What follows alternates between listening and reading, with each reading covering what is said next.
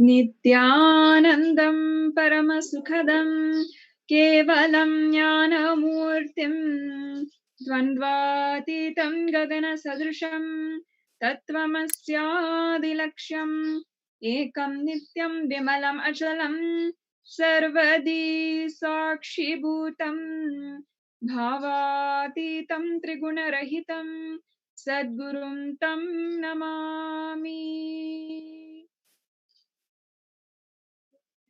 Nithyanandam, with the most auspicious and divine blessings of the Supreme Pontiff of Hinduism, His Divine Holiness Bhagwan Nithyananda Paramashivam, we welcome all of the viewers across the world, and we offer our humble obeisance to the divine lotus feet of the Supreme Pontiff of Hinduism, His Divine Holiness Bhagwan Nithyananda Paramashivam.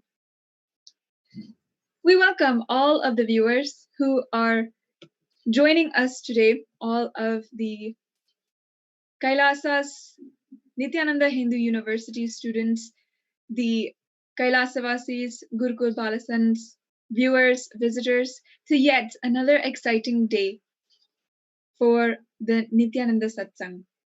For those of you tuning in for the first time to Kailasa's Nithyananda TV or Kailasa TV, Kailasa's Nithyananda TV gives you a front row access to the live satsangs, discourses, latest news, events, and teachings from Bhagwan. And for those of you who may not already know, the Supreme Pontiff of Hinduism, His Divine Holiness Bhagwan Nithyananda Paramashivam, is the reviver of Kailasa, the ancient enlightened civilization, the cosmic borderless nation. His Divine Holiness is an avatar from and is a Supreme Pontiff of Hinduism. His Divine Holiness has made and revived the science of power manifestation, yoga, and temple-based universities for humanity. The sovereign order of Kailasa, led by His Divine Holiness, and the Nithyananda order of monks, nuns, and the Hindu diaspora are working for global peace and to give superconscious breakthrough for humanity.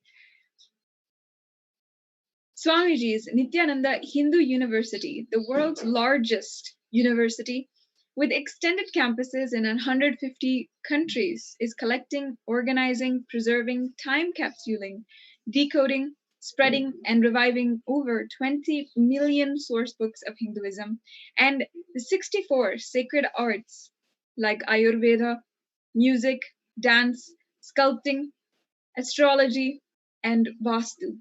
His Divine Holiness is the 293rd Guru Mahasannidhanam of the Shamala Pita Sarvagna Pita, which is an ancient apex body of Hinduism. And he is currently the present emperor of the Surya Vamsa Surangi Samrajyam. His Divine Holiness has also survived the worst persecution, multiple assassination attempts on him personally and his character by anti-Hindu elements. Over 4,000 videos on topics like Kundalini, Third Eye, and other spiritual powers, manifesting wealth, completion, guided meditations, webinars, and even mantras are brought to you by Swamiji himself through Kailasa's Nithyananda TV. Thank you for tuning in currently to Kailasa's Nithyananda TV on Facebook, YouTube, Instagram, Twitter, wherever you might be watching this. It's at this time that we gather for the most awaited part of our day, the Nithyananda Satsang, the everyday morning discourse of His Divine Holiness, the living incarnation of Paramashiva. For millions of us across the world, this is the time that we are preparing ourselves for the darshan of Paramashiva. No matter if we are getting ready for the day ahead of us or we are wrapping up our day, it's at this time that an alarm goes off inside of us, a sweet alarm, which is telling us to align back to our ultimate purpose in life. We are each blessed to be living at the same time as the incarnation of Paramashiva, the very embodiment of superconsciousness. Over centuries, time and time again, the cosmos itself decided to manifest on planet Earth in the physical form, to relate to each and every one of us in our level and raise our consciousness to the next. After hundreds and thousands of years as humans, Swamiji is the incarnation of Paramashiva who has come down to planet Earth in order to bring super conscious breakthrough to humanity. Swamiji is literally making us into superhuman. The happening of the incarnation is the rarest of all happenings. To be born at the same time, to have His grace, to realize it, and to celebrate His story as it unfolds is the greatest gift for mankind. We are very fortunate to be amidst the avatar as history unravels. We invite all of the viewers to share this link with all the Facebook, Twitter, Instagram viewers, and all of the other social media platforms. You can also subscribe to Kailasa's Nithyananda TV and Nithyananda YouTube channel right now by heading over to the YouTube channel. Across the world, the pandemic, corona cases, over 13,568 deaths. And if you see 5,83,620 deaths, it is important to address the COVID pandemic, which is seeing another wave destroying many more lives. His Divine Holiness says the pandemic fatigue settling settling in as a result of continuous lockdown is resulting in delusional ignorance, holding on to the delusion and supporting the space of delusion. Decision leads to delusional arrogance through bhava sankalpa.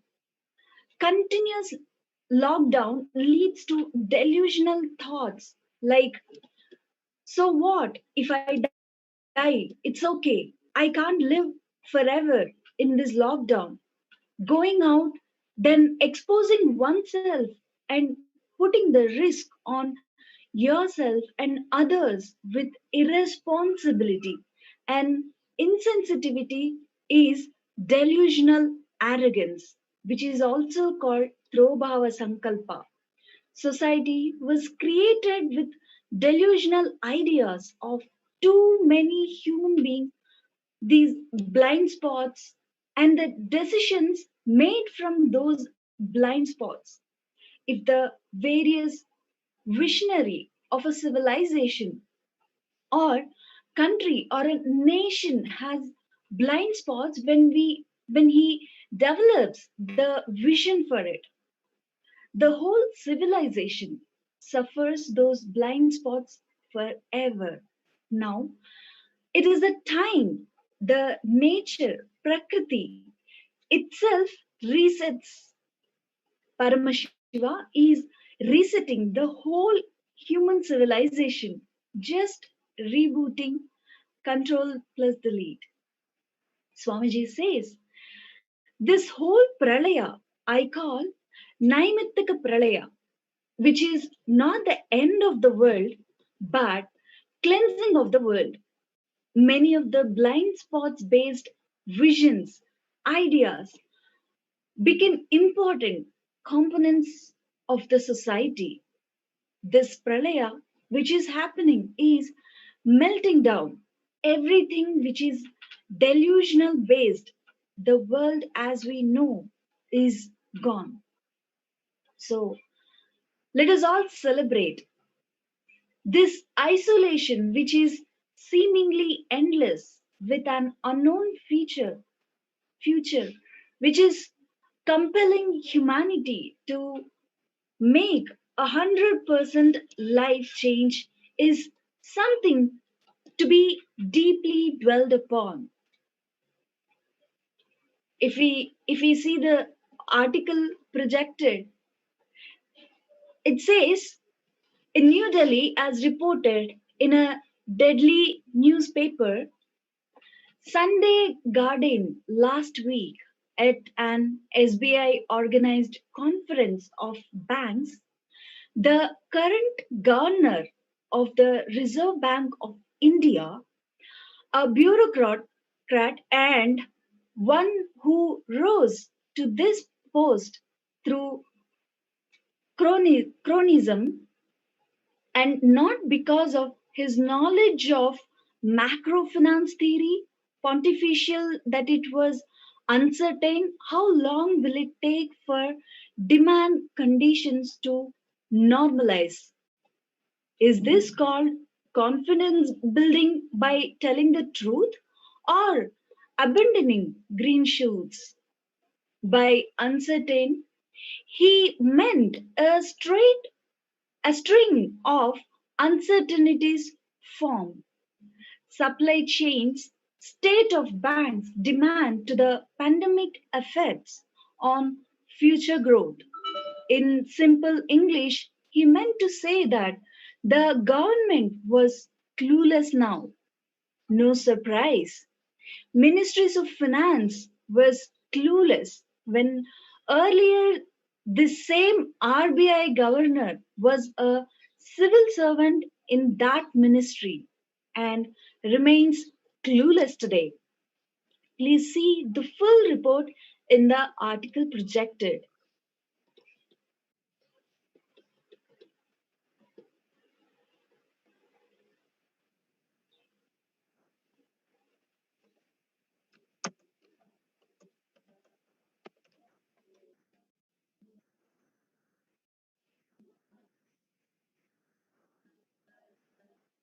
All problems need to be addressed only with spiritual solutions and powerful cognitions. To stop people having mental breakdown, pandemic fatigue, collapsing, depression, destruction, and also give them superconscious breakthrough and revive their enlightenment civilization. Swamiji continuously giving spiritual solutions and powerful cognitions. Unclutching, practicing completion, practicing oneness, practicing Ajapa Japa of Mahavakya, Om Nithyananda Paramashivoham, continuously building deep feeling connection, yoga, puja, vegetarian diet, Niragara Samyama. It is time we all take the responsibility to save the humanity, to protect people from pandemic fatigue and destruction.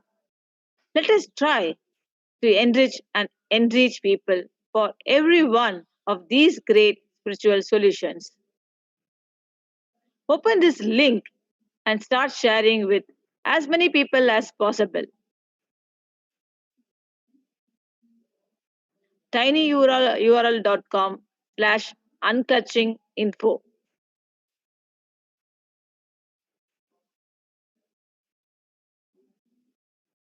It is free and open for all. Let us take a few minutes now and share with as many people as possible. Let us save the world. Let us give them the experience of unclutching, Nirvikalpa Samadhi initiation, and save the people from pandemic fatigue, epidemic fatigue. Repeating the URL, tinyurl.com/unclutching in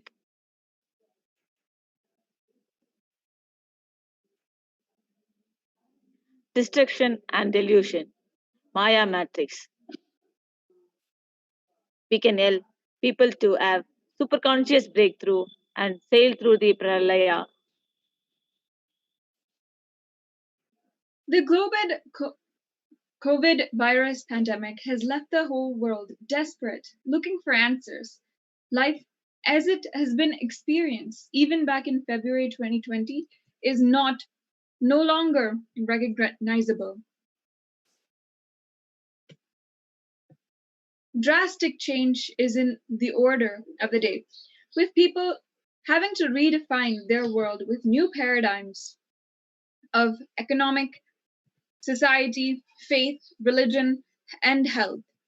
Blessed are those who have the greatest fortune to be with the incarnation of Paramashiva, Swamiji himself, in their lives to carry them through this crisis. The global Akhanda Nirvikalpa Samadhi Jnana Yajna, which was inaugurated back in May, was in the 70th day to give the world a super conscious breakthrough and heal the world from coronavirus. People from 50 countries continuously radiated the space of Paramashiva by practicing the unclutching meditation, one of the greatest contributions of Swamiji. They practiced and were in this state of Nirvikalpa Samadhi for 24 hours, 7 days a week, starting from the 13th of May. On the 70th day, 542 people from 13 zones around the world from 50 countries collectively meditated for 37,260 minutes for peace. Every zone started with the chanting of Mahavakya for 1 hour, and then Upanishads and Bhagavad Gita chanting for one hour, and then did 12 hours straight of unclutching. At any time during the day, these unclutching processes, people who are continuously unclutching is going on. If you would like to join the movement in order to heal the whole world from coronavirus, you can go to kailasa.tv/minutes for peace.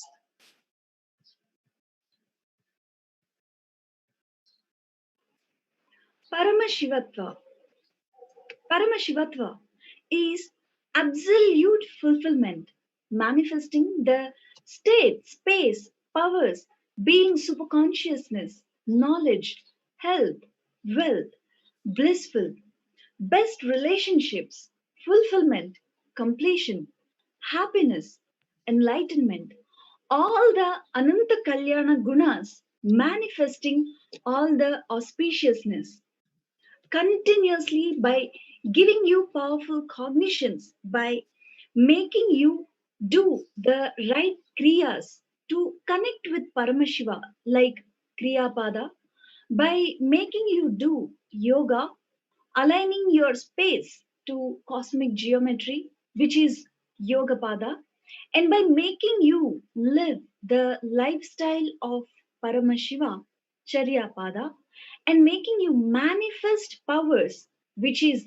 Jnana Pada. This is what is making you Paramashiva Gana. Swamiji is working day in and out for this. Whatever he asked us to take haritaki powder or neem juice or offer handful rice and coconut, it is only to make us Paramashiva. Swamiji says whether you're working with Kailasa for or or from wherever you are, understand one thing: my mission is to make you Paramashiva. Day in and out, I am focused only on that. I am making you enrich yourself with living enlightenment and enrich the world.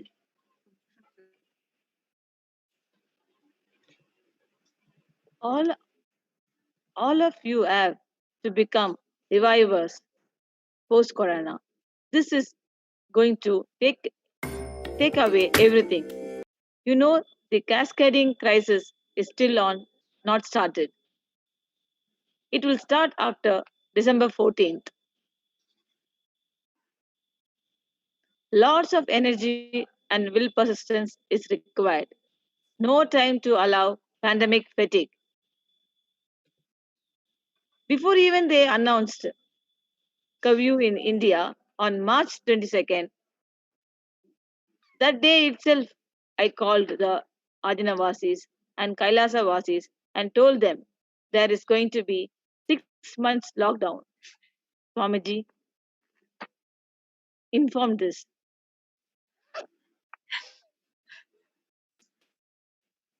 Swamiji continues.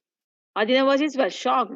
Usually people don't believe when I say I am habituated to talk whatever I want, even though people don't believe.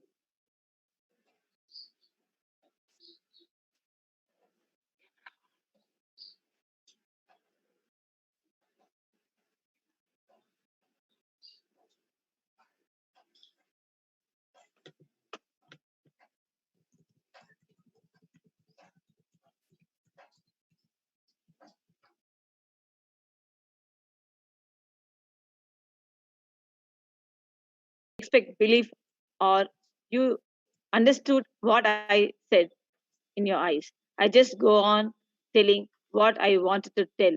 Only after few days they understand what I told them. And I also told them to plan and store food.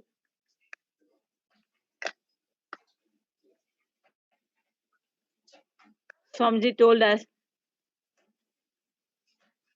the whole nation will be sealed, not only in India, world over. So starting storing food. So start storing food.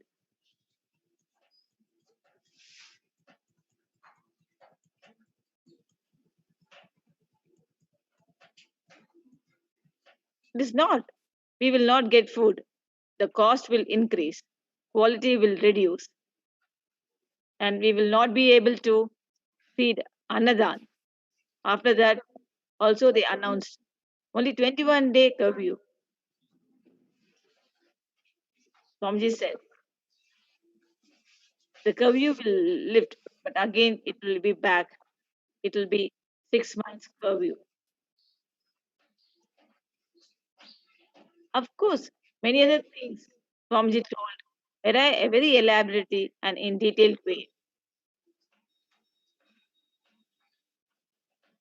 He said, whole economy will collapse.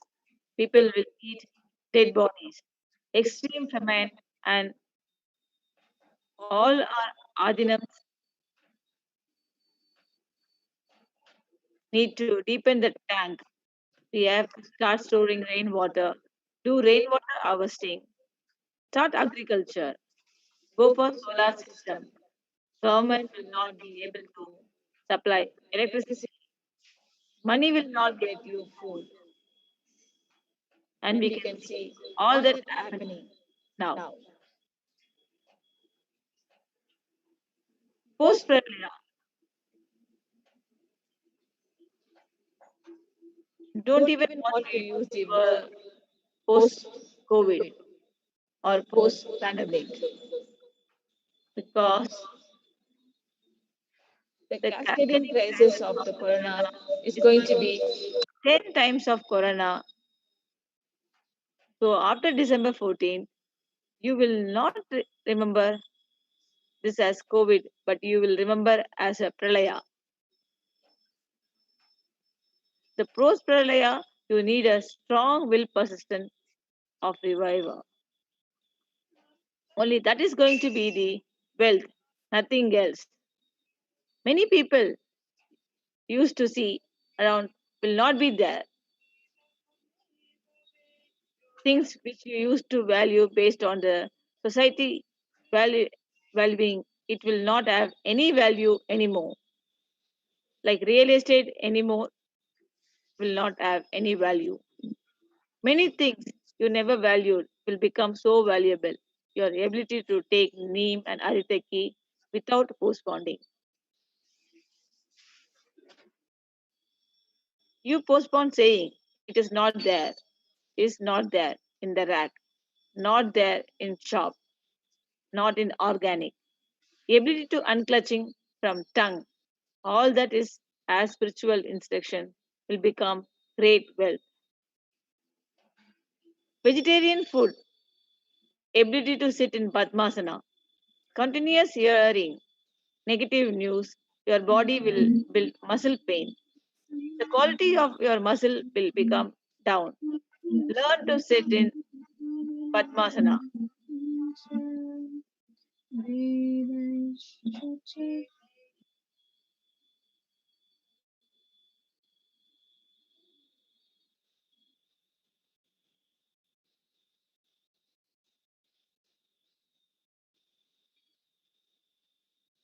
to nullify the effect of COVID-19 pandemic negative news.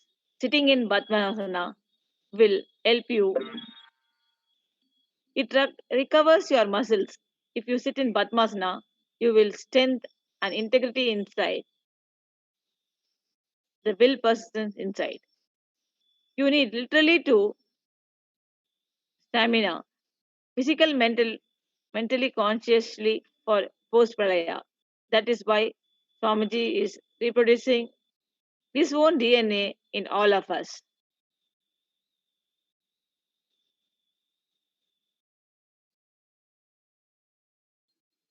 Swamiji says, you are all literally becoming Kailashians. Your soul is taken to Kailash, rebooting, done, and brought back and inserted into the system with the old Kailasha softwares. To avoid the mental breakdown, pandemic fatigue, please join Paramashiva Gana program. If you are new to the Sangha, please join Paramashivoham program. So come join, be part of digital nation, building to serve humanity, to give a superconscious breakthrough to the world. To join Paramashivoham program, paramashivoham.org. Register at paramashivoham.org. And if you have done program, you want to join Paramashiva Gana program, join kailasha.org, kailasha.org/Paramashiva Ganas.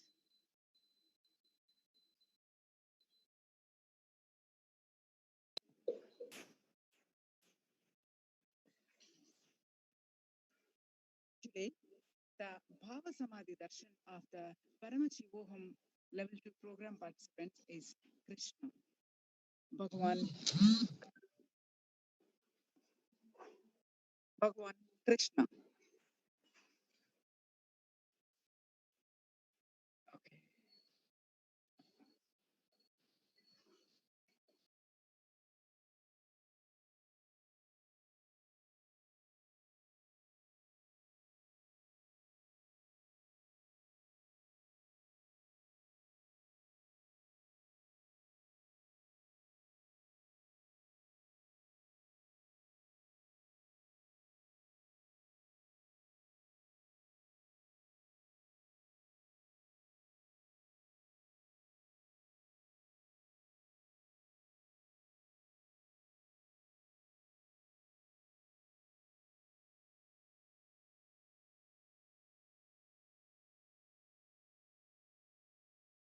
For the Paramashivoham level participants is Lord Krishna. So let's take this opportunity to learn the Ananta Kalyana Gunas of Bhagwan Sri Krishna. Let's chant with the invocation of Bhagwan Krishna. Vasudevasutam Devam Kamsachanuramarthanam Devaki Paramanandam Krishnam Vande Jagadgurum.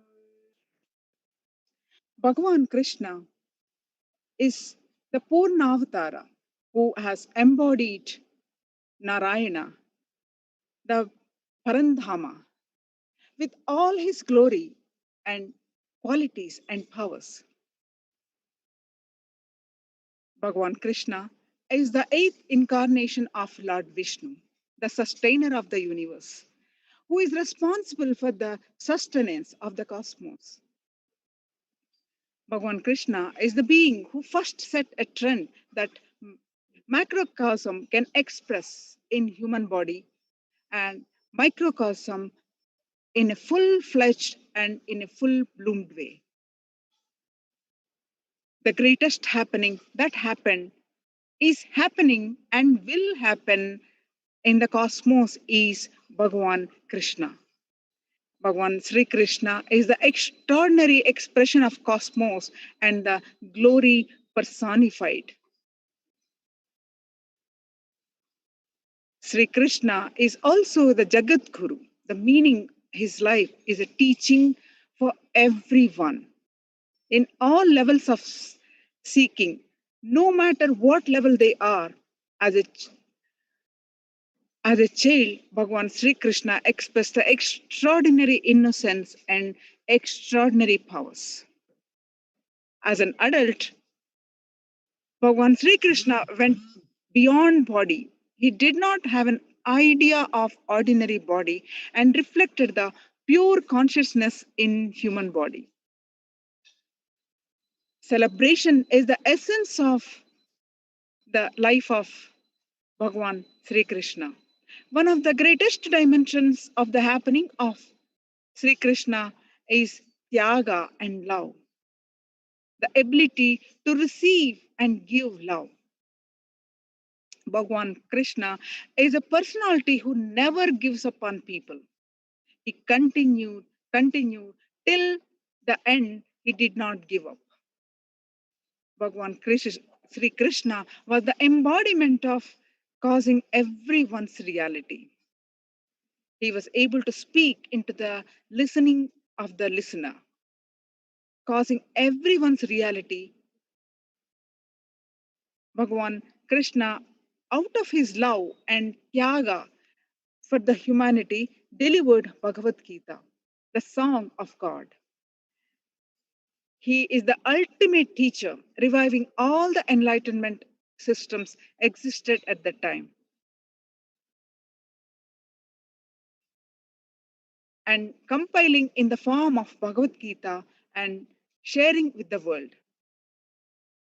Sri Krishna demonstrated absolute life positivity, absolute love, absolute will persistence in dealing with the demonic forces in all types of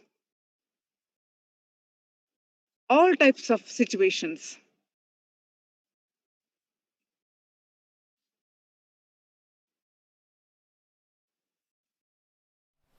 Krishna, Bhagavan Sri Krishna, the greatest embodiment, is extremely courageous and bold, but absolutely strategic. Not to waste resources unnecessarily, even during the wars with the demonic forces. He is extremely courageous and bold and absolutely strategic. Not to waste resources unnecessarily, even during the wars with demonic forces. Let's watch a video of the Swamiji sharing about Bhagavan Sri Krishna. Krishna, the greatest embodiment of Sadashiva ever happened in the cosmos.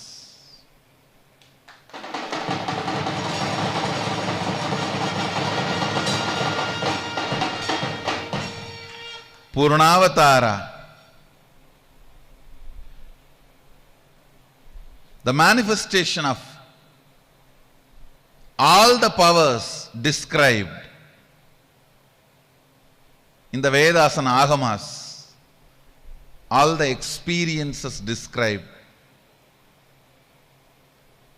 in the Vedas and Agamas is the living demonstrator.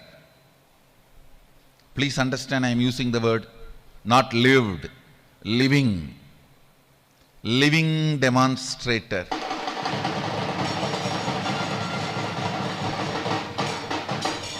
Of everything Veda and Agama stand for.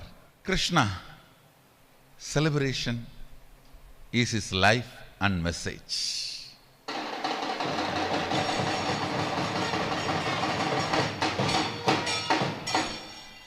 The word celebration is the essence of his life and message. No one can celebrate like Krishna.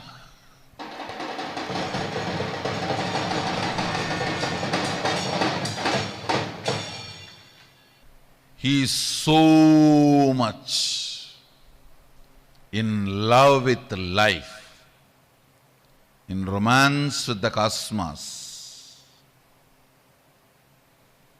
Nothing ever even occurred to him as pain. He never occurred as pain to anything.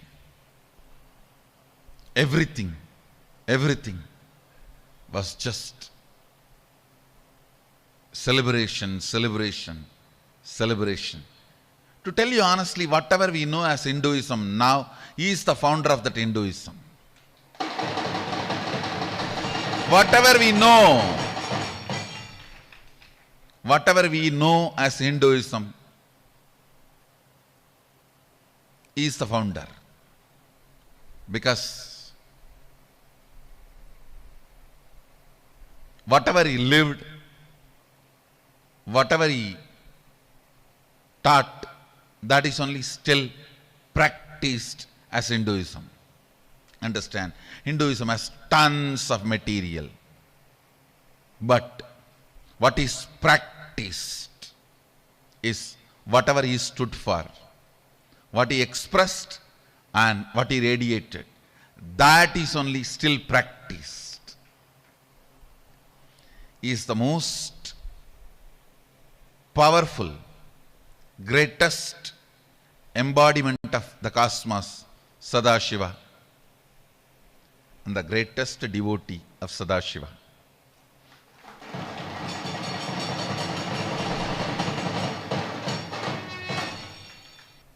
The greatest manifestation of Sadashiva, the being which radiated Sadashiva,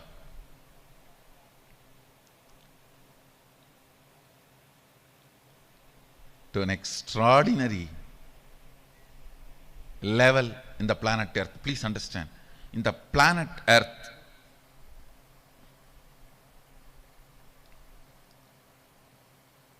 the greatest, best, most authentic manifestation of Sadashiva is Krishna.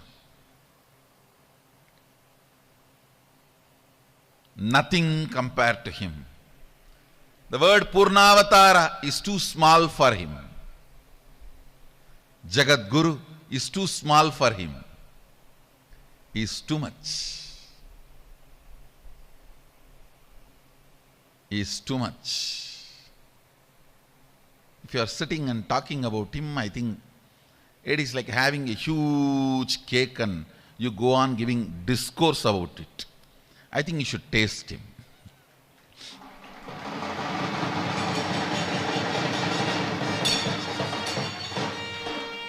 Celebration is his message. He is the Lord of Night. So, his life and his message is all about celebration. Living the life and message of Sri Krishna. Eat like Krishnas, dress like Krishnas, dance like Krishnas, feel like Krishnas, celebrate like Krishnas. You will become Krishna.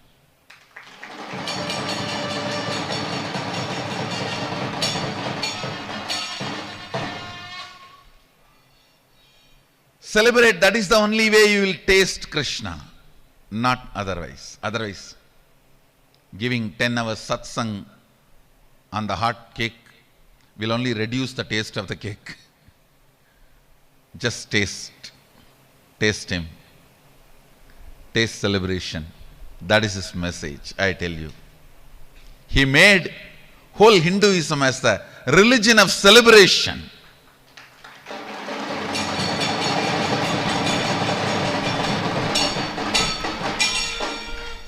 His life is celebration. His teachings are celebration. Even the rituals used to worship him is celebration.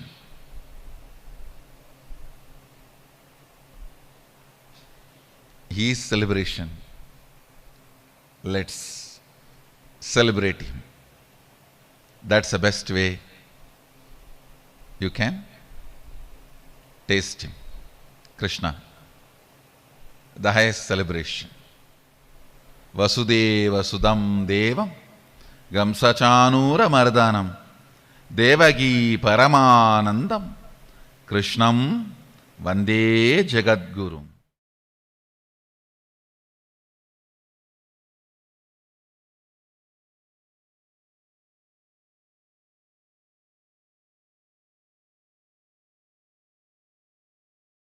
Says in chapter 15, verse 15, Sarvasya chaham hridi sannivista mata smritirjnanam apohanam cha vedascha sarvair ahameva vedyo vedanta krid veda viddeva chaham.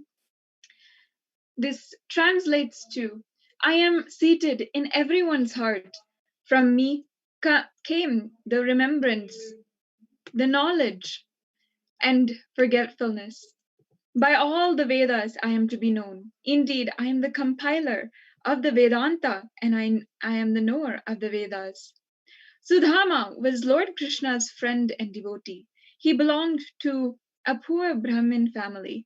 As they grew up, Krishna manifested in Dwaraka, the land of material pleasures, and got married to Rukmini. On the other hand, Sudhama married a simple Brahmin girl and led a simple life, leaving the worldly pleasures, and by worshipping Lord.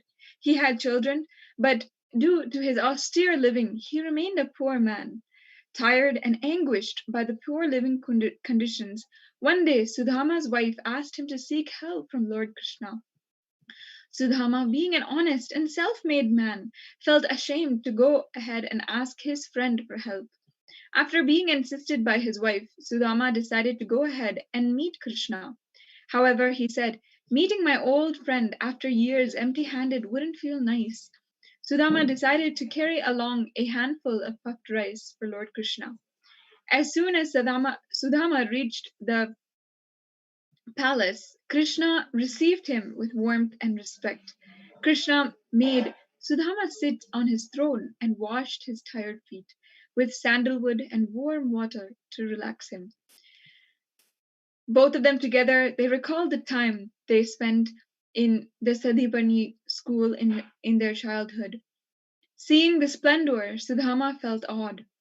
Krishna's hospitality and his love made him feel so happy.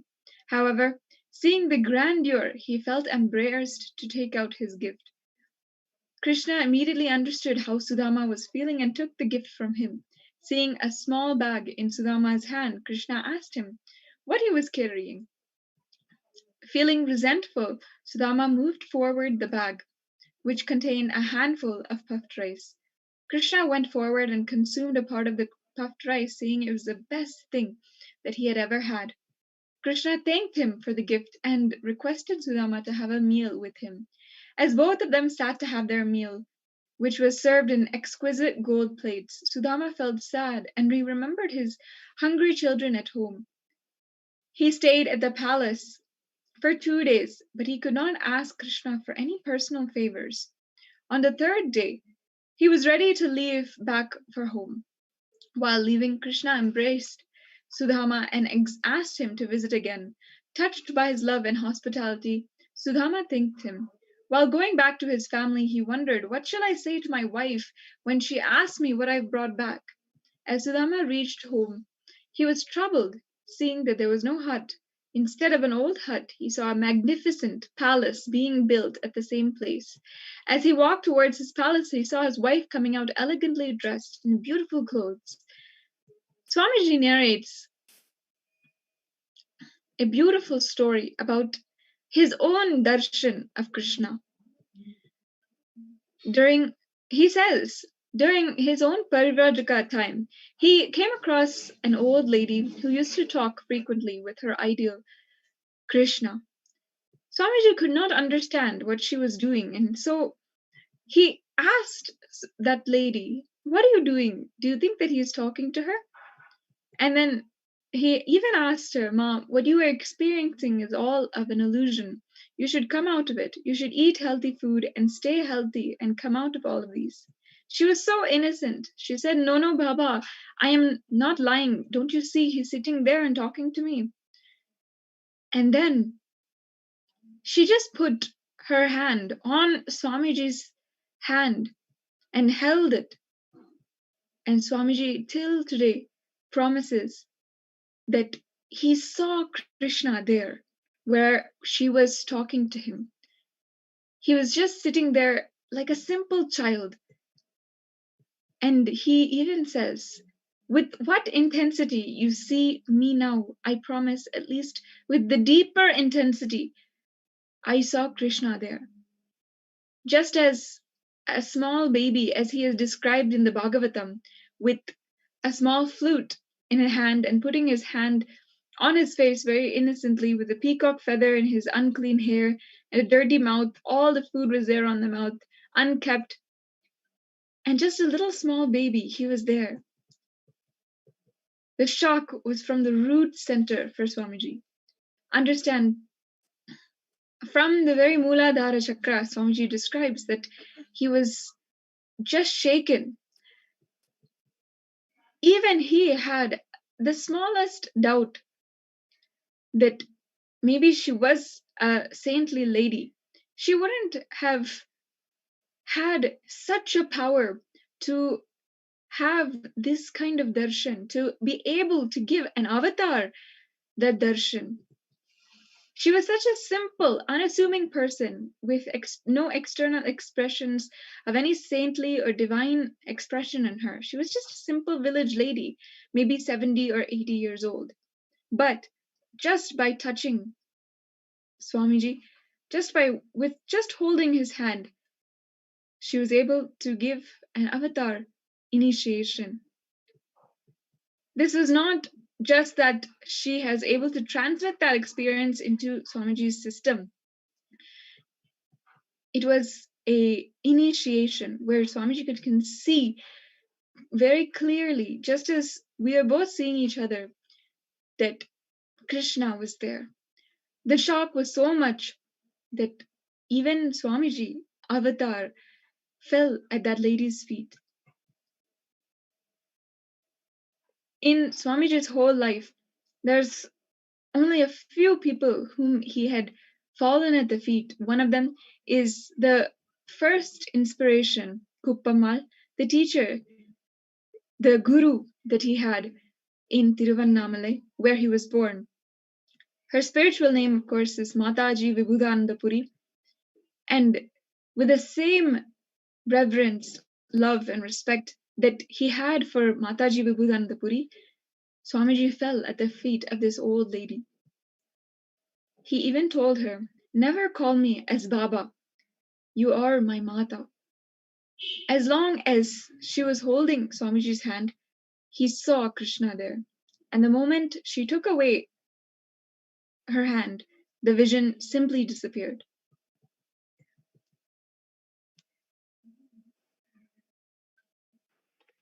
Krishna is one of the most beautiful, powerful, best incarnation of life.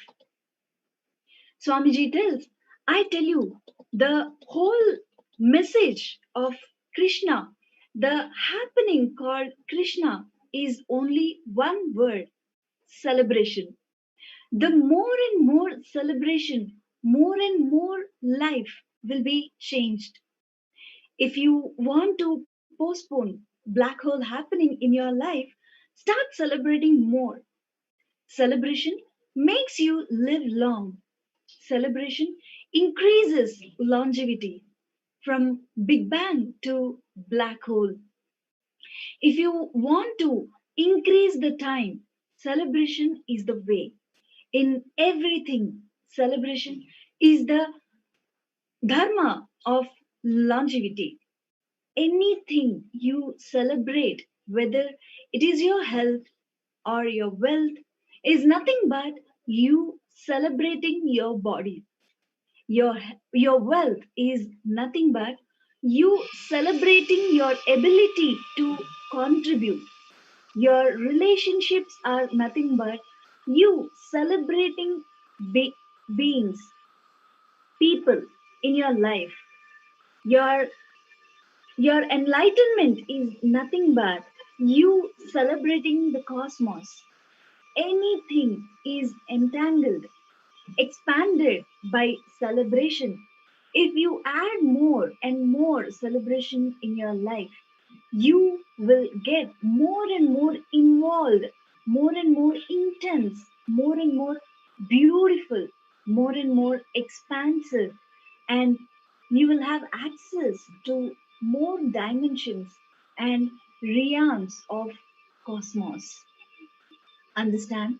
Life is nothing but having more access to different realms, more access to more space, more access to more dimensions, more access to more consciousness.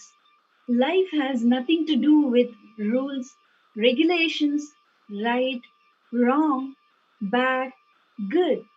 It is all about having more access to more consciousness, having more access to more realms, having more access to more dimensions, having more access to super consciousness, having more access to grand ideas, having more access to life itself.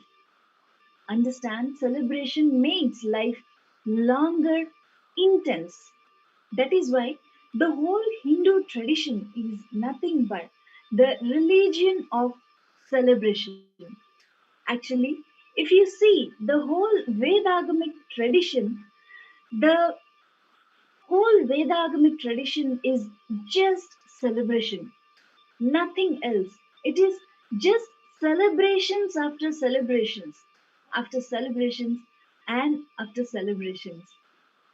The festival days never end for us. It's all about celebrations.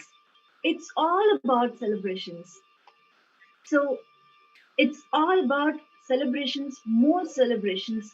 Longer you live, more intense you live, more you postpone the black hole happening in your life. The whole life of Krishna, the his message itself is, if you see, the whole Krishna's happening is only the word celebration. It is Sri Krishna who is responsible for all the good things we have in our lives. Anything good, anything joyful, anything auspicious, it's because of Sri Krishna, living the life out of completion and joy. The science of living the life out of completion and living the life out of completion will lead you to enlightenment. Whatever you may be doing, without renouncing, this science is introduced to the world for the first time by Sri Krishna. Till Sri Krishna, all incarnations were teaching science of leaving, renouncing if you want enlightenment. But it is Krishna who gave the science of living in completion. The space of completion. Live in the space of completion. You don't need to renounce anything. Whatever you are, you will be radiating life and enjoying life. Krishna's life is an example of living the space of completion. He has not done any he has not done anything out of incompletion. He has not he has done everything out of completion, and he has done everything which you think you've done is only out of incompletion. So he is the greatest politician, and after him or before him, no one, no politician is so complete like him.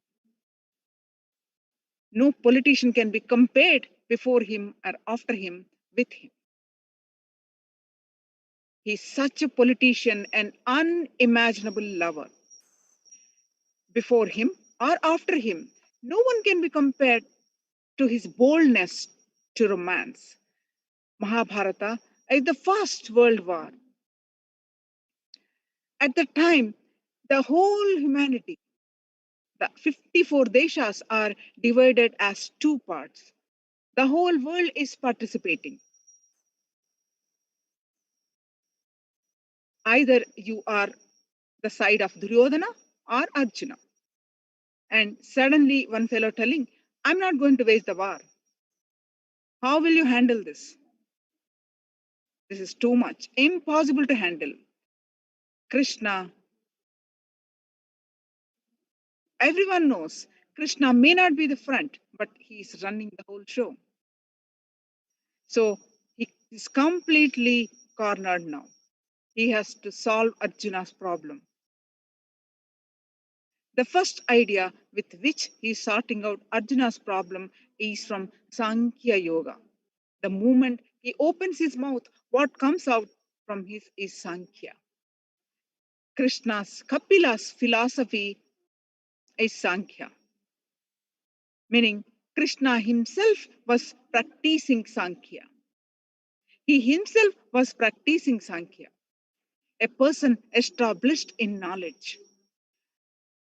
If you see the way he radiates knowledge, love, romance, intelligence, strategy planning, only he can be called as Purnavatara. The word Purnavatara can be given only for Lord Krishna, unimaginable expression of ultimate consciousness. The power of his presence and the amount of suffering, opposition he has to go through due to his pure love and his pure energy and his pure intelligence. Even after he created his own kingdom, Dwaraka, he had to face so much. All you need to know, he is such a powerful strategy planner. He is not a dry, empty, egoistic personality. When needed, he even escaped from the war field. He even hid himself when needed. The space of completion he was holding, the space in which he was operating. When you operate from the space of completion, whatever you do is Leela. So it is not boring life.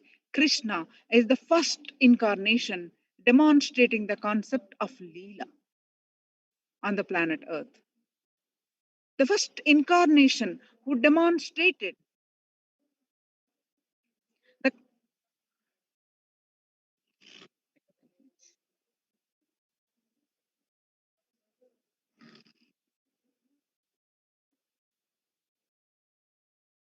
sorry for the technical glitch.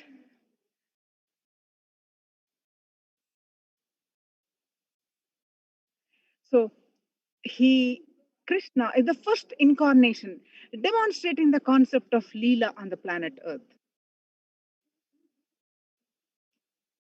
The first incarnation who demonstrated that life can be lived from the space of completion. Life can be loved from the space of joy.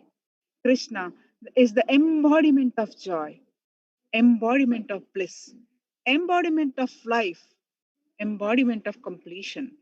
Among the polluted politicians, he is the embodiment of purity. Never ever he moved into the space of incompletion. And if one politician falls into a river, it is called pollution. If all politicians fall and drown in the river, it is called solution. But Krishna, being the great politician, never ever entered into the space of incompletion and established in the spirituality. That is why it did not take even for one moment to leave all the gopis and gopikas and Gopas to go to Madura to fulfill his life's mission. The greatest protector of Dharma, established in spirituality. There is no materialism. If he was materialistic, he cannot so easily leave the whole Brindavan and go just like that. Krishna, the sacrifice, the embodiment of sacrifice. he had done to establish Dharma. The way he lived Dharma, the way he protected Dharma is unimaginable, amazing. Swamiji says, actually, when I start to try to talk about Krishna, I'm stuck. Because which dimension can you speak? You can't speak about any dimension. He is so whole. He says, I can say whatever you try to describe in any one dimension, the words look so futile. His Ananta Kalyana Gunas, his innumerable spiritual energies, are the spiritual qualities. Still, he is one man ruling the whole Hindu consciousness and largest worshipped being. The largest worshipped incarnation on the planet Earth is Krishna.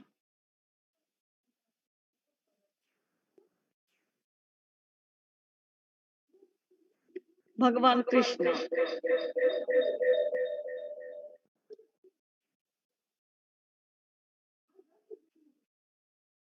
the way he handled every moment of his life, the way he lived every moment of his life, the way he held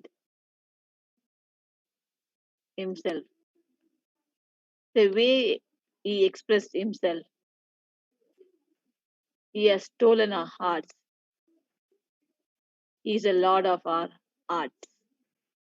Bhagavan Krishna says, worshippers of the celestial gods take birth among the celestial gods. Worshippers of the ancestor go to the ancestors. Worshippers of ghosts take birth amongst each such beings. And my devotees come to me alone.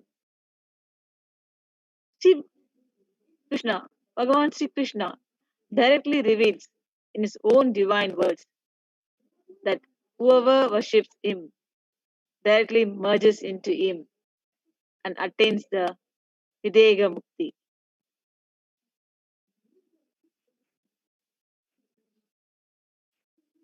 By dedicating all our works to me, you will be freed from the bondage of good and bad results.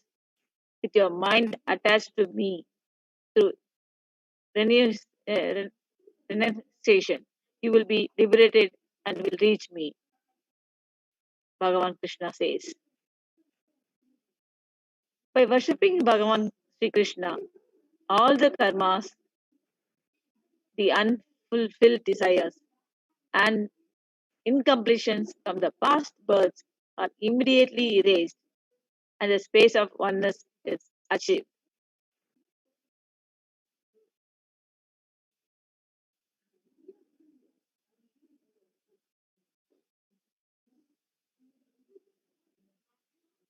In Srimad Bhagavad Gita, the Song of God, it is the manual for enlightenment. Bhagavan Krishna expounds the knowledge of enlightenment through different parts to Arjuna, who represents humanity and its sufferings.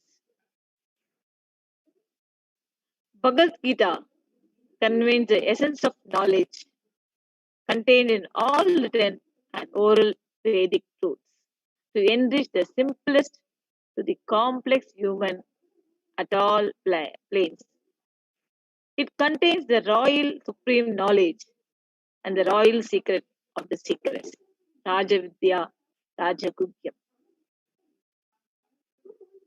Bhagavad Gita is a part of the great Bharata's history, narrated by Siveda Vyasa, one of the great enlightened sages.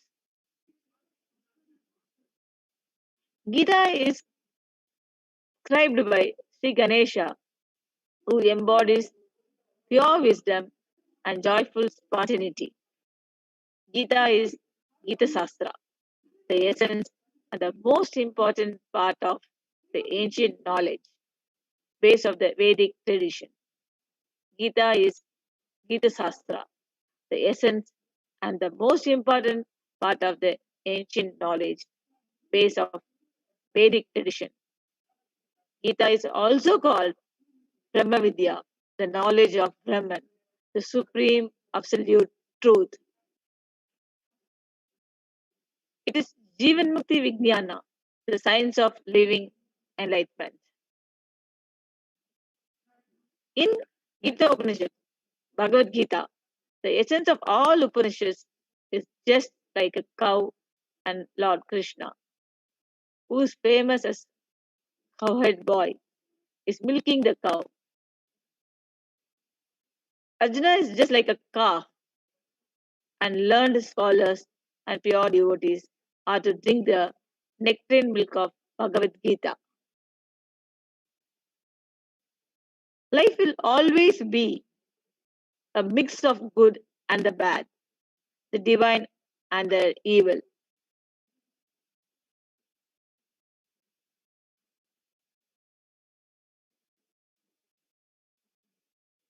Choosing one over the other does not enrich. We need to complete and go beyond both. It gives a clear intellectual understanding about life, death, soul, about the great way of the life as we all what is life, and do's and don'ts, rules and regulations. The essence of the whole Bhagavad Gita is the master awakening responsibility in the disciples. That is why everywhere the Gita talks about responsibility.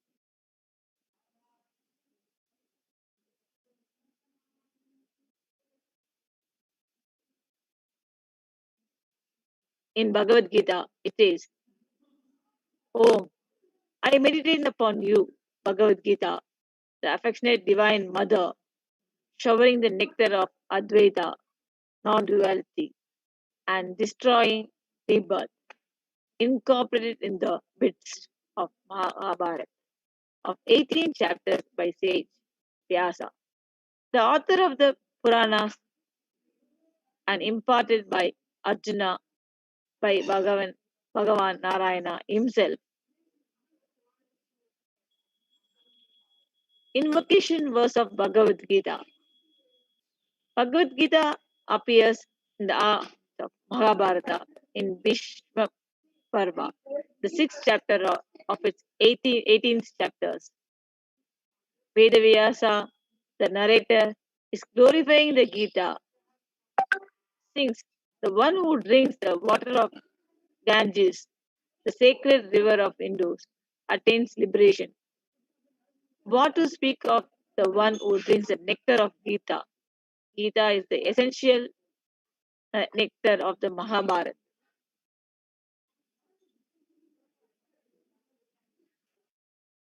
Bharat Amitra Sarvasam, as it is directly spoken by Narayana, Bhagavan Krishna himself.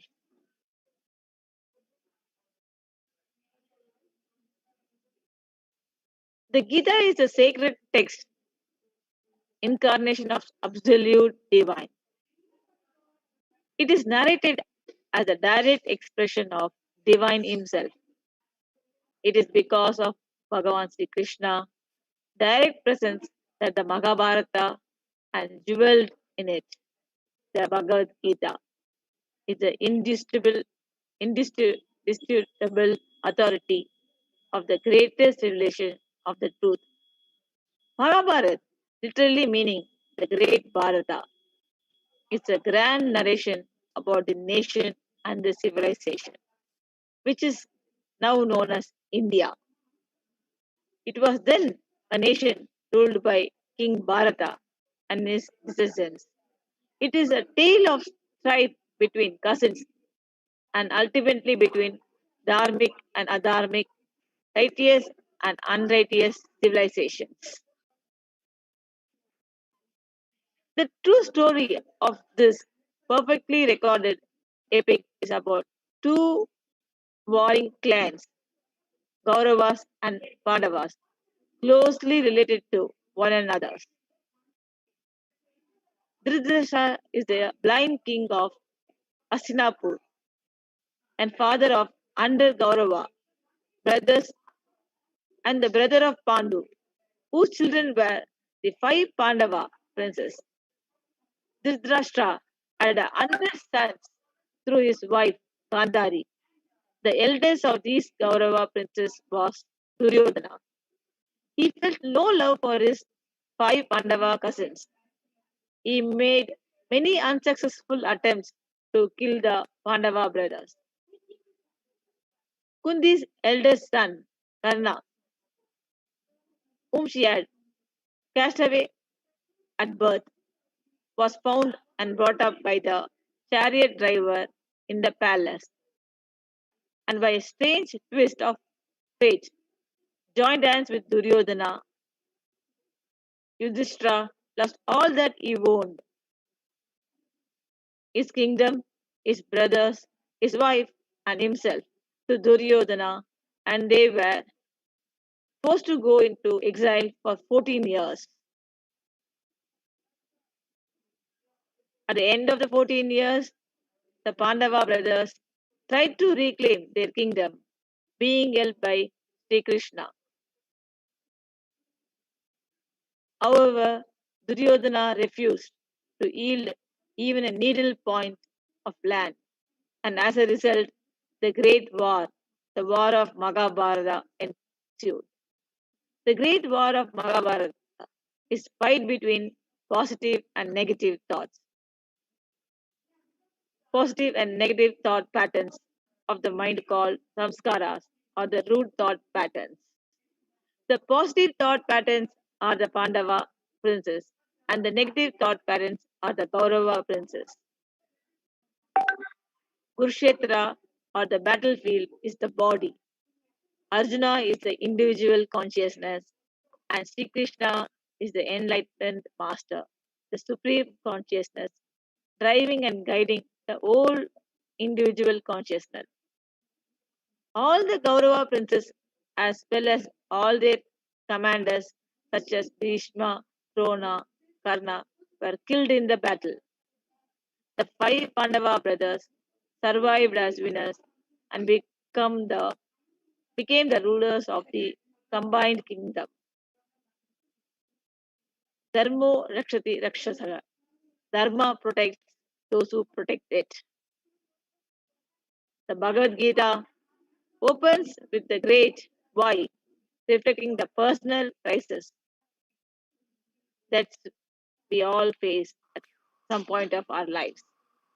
This why can be answered in a very simple way. You are here to manifest your ultimate possibility.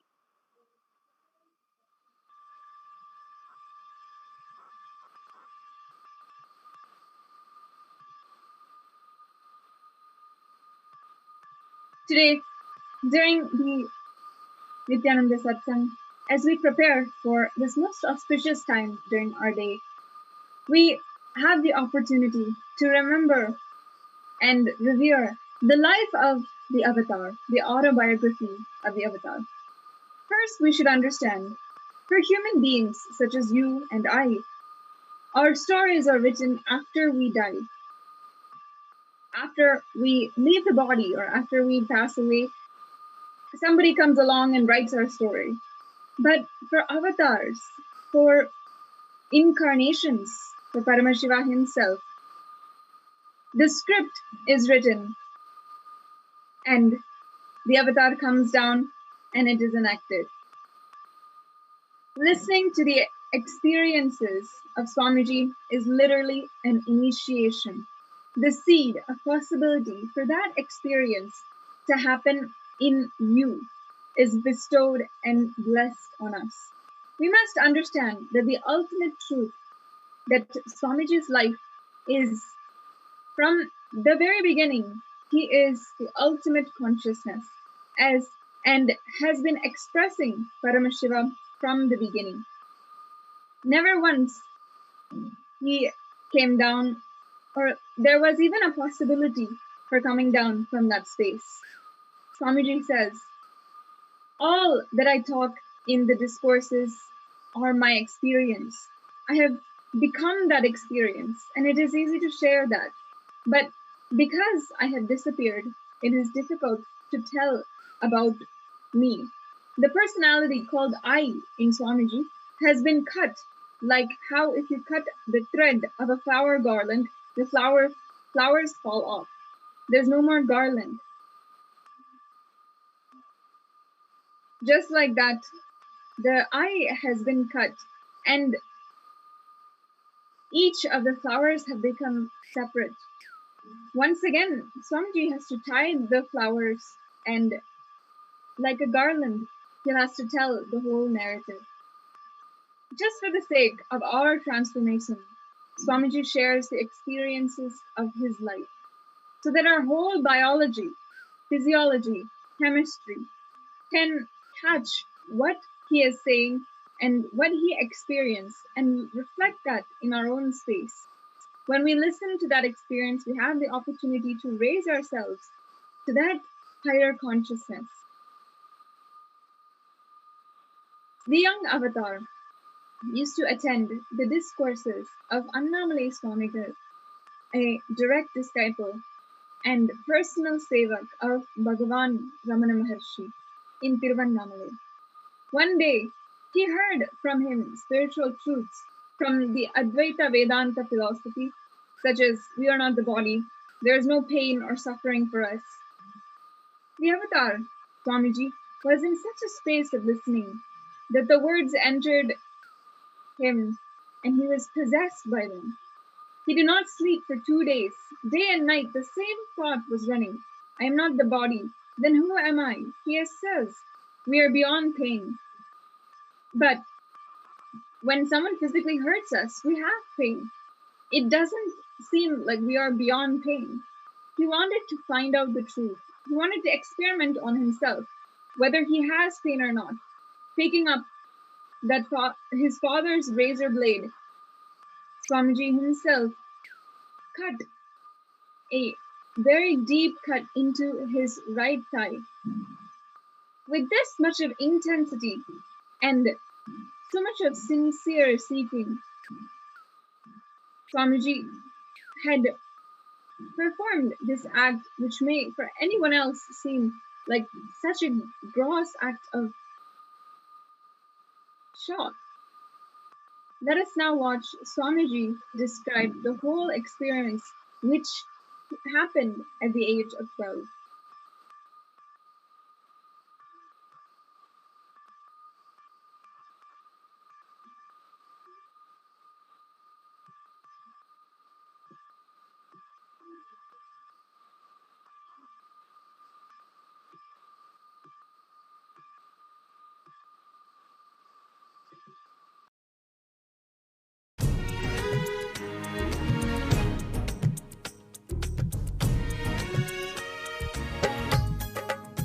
One of the great disciples or enlightened disciples of Ramana Maharshi, I used to go and see him around the age of 10.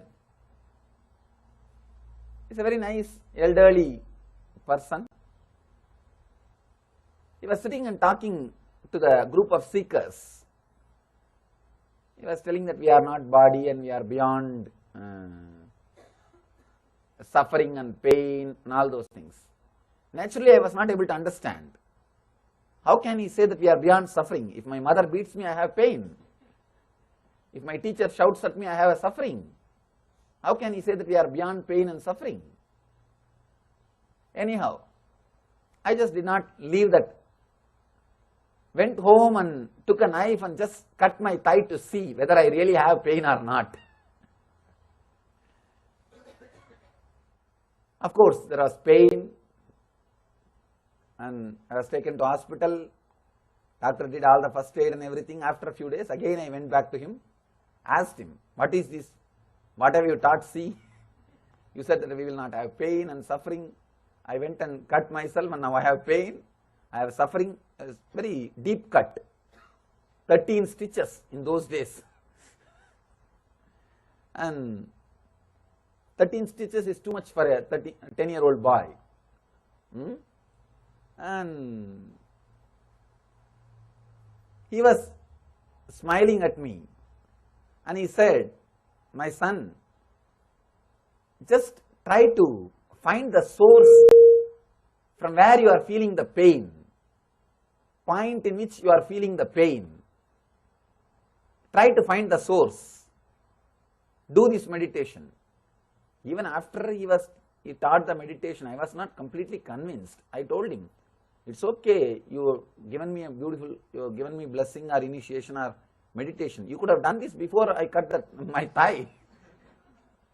You could have done this earlier. Why did you make me cut my thigh and then talk all these things? He said that don't bother my son. Don't bother about this pain. Your courage to experiment with the truth will liberate you. That is enough. We'll take care. Don't bother. So it was a big inspiration. I said, all right, let me at least now do the meditation. Anyhow, cutting is over.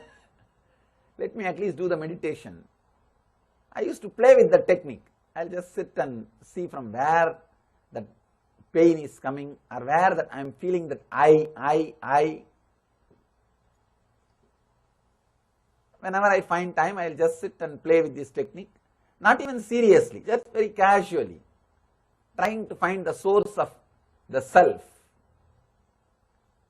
Not even as a meditation, just as a casually. Don't know what will be the end of the meditation and all those things. What will be the result of what I am doing also. Just because he said, let us do, that's all. No idea exactly what will happen if I do this meditation. Anyhow, started playing with the technique very casually. And one day, of course, the same day, second Tamil month, Purnima, Vaikasi is the month, Purnima, full moon day, evening, same time, around 4:30 to 6:30, maybe you can say this is the Sandhya time, when the sun sets and moon rises. Of course, I was not aware that today, that day was Purnima and all those things. I was just sitting on a rock in the Arunachala hill, trying very casually sitting and trying to find the source from where that I is raising, that feeling of I is happening. That day I was sitting for quite a long time. Don't know why I was sitting on all those things. Just was sitting and trying to find the source in a deep way. Suddenly something happened. Like I am being sucked inside, pulled inside. Just I was being sucked inside. I was sitting with closed eyes, but I saw very clearly something opened inside. The moment that opened inside, I was able to see whole 360 degree without opening my eyes. My eyes was closed, but I was able to see complete 360 degree. Whatever was happening in the front, side, back, side and up, down, all the direction. Not only I was able to see, I was able to feel clearly how much you all are alive inside your skin. How much you all are alive. We are all alive inside our skin. We can feel we are living inside our skin.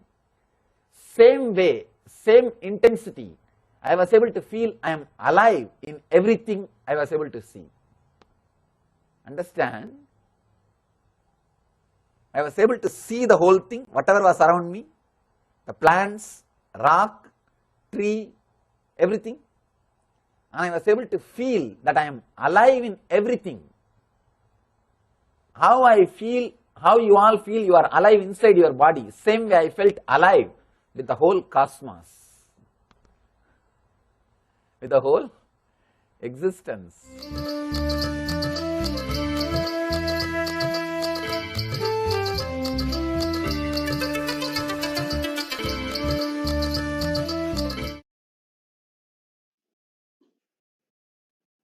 For all of us, millions of Sri Kailashavasis all over the world, including you who are watching and me, if we have had any spiritual breakthrough, any great experience of Kundalini awakening, if today we are able to manifest Shaktis, it is because at the mere age of 12, Swamiji did the Tyaga of sitting with utmost sincerity and ferociousness with himself and manifesting this ultimate spiritual breakthrough.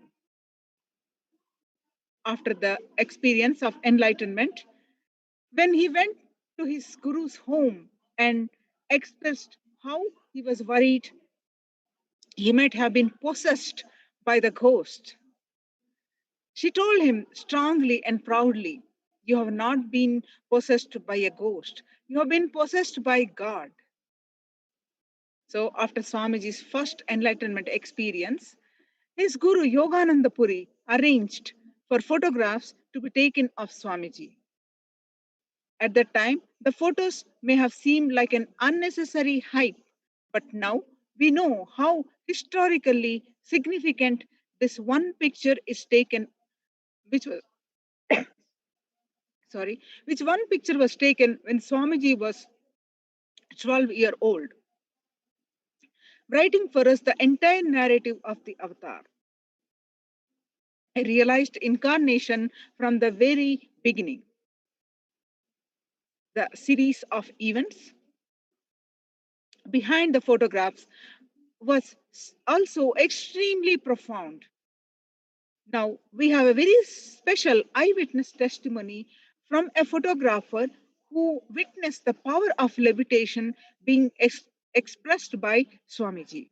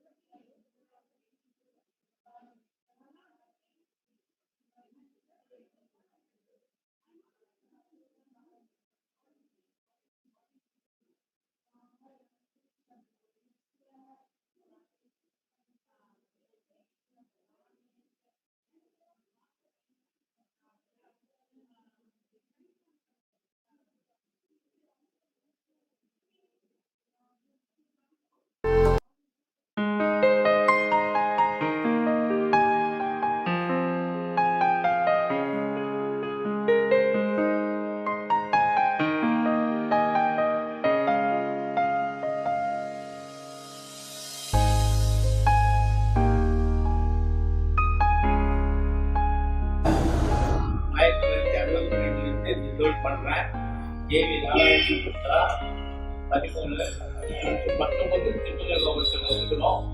என்னுடைய தொழில் வந்து photography, sales and photography. அதாவது சாமிஜியினுடைய அம்மாவனுடைய அப்பா எங்கள் வீட்டுக்கு 3வது வீட்டில் இருந்தார். அவர் தினத்தும் சாயந்தரம் ஆச்சுன்னாக்கா பெரிய கோயிலுக்கு இட்டு போவார். இட்டு போயிட்டு வரக்குள்ள ஒரு 8 மணி ஆகிடும். வர்றதுக்கு 6 மணிக்கு போனாங்கன்னா 8 மணி 8:30 மணி ஆகிடும். அது வந்து ஒரு இதுவாக பண்ணுவாங்க. நாங்கள் வெளியில் இருந்தாக்க எங்களெல்லாம் கிண்டல் பண்ணினே போவார். அதுதான் எங்களுக்கு தெரியும். ஆனால் அவங்க அப்பா வந்து தாத்தா வந்து நல்ல புத்திமதியெல்லாம் நிறைய சொல்லி தருவார். இப்படி இருக்கணும், அப்படி இருக்கணும், இப்படி போகணும், அப்படி போகணும், அதெல்லாம் சொல்லுவாங்க போவாங்க. எனக்கு நல்லாவே தெரியும், சின்ன வயசுலேருந்தே தெரியும். அவளை நாங்கள் எங்கேயாவது பார்த்தோம்னா கூட கதாநாயகன் தான் கூப்பிடுவோம். ஏன்னா அவளை அமக்கலம் பண்ணுவார். அவங்க எதுவாக இருந்தாலும் ஒரு சும்மா இருக்க மாட்டார். ஏதாவது ஒரு கிண்டல் பண்ணின்னு செஞ்சுன்னு அவங்க இது பண்ணுவார். அவங்க வீட்டிலேருந்து பாட்டி வீட்டிலேருந்து 3வது வீட்டில் நாங்கள் ஒரு வீடு கட்டினோம். வீடு கட்டுறப்பெல்லாம் வந்து அந்த மணலில் விளையாடிட்டு வருவார், செய்வார், போவார். அதுக்கப்புறமா அவங்க வந்து தனியாக எங்கேயோ போயிட்டாரு. நாங்கள் நினச்சிட்டு இருந்தோம். இப்போ ஒரு தரம் வந்து போஸ்ட் பார்த்து தான் தெரியும் அதெல்லாம். அப்புறம் அந்த உங்களை எப்படி கூப்பிடுவாருன்னு சொல்லி, உங்களை எப்படி கூப்பிடுவார் சாமி? என்னையா செட்டியாருன்னு தான் கூப்பிடுவார். வயசு பேர் வச்சு கூப்பிட மாட்டாங்க. செட்டியார்ஜி வாங்க போகலாம், வரத்துக்கு வரையெல்லாம் போகிறீங்களா பார்த்து செட்டியார்ஜின்னு தான் கூப்பிடுவார். ரகுபதி அவர் வந்து ஸ்டேட் பேங்க்ல இருந்தார். State bank cashier.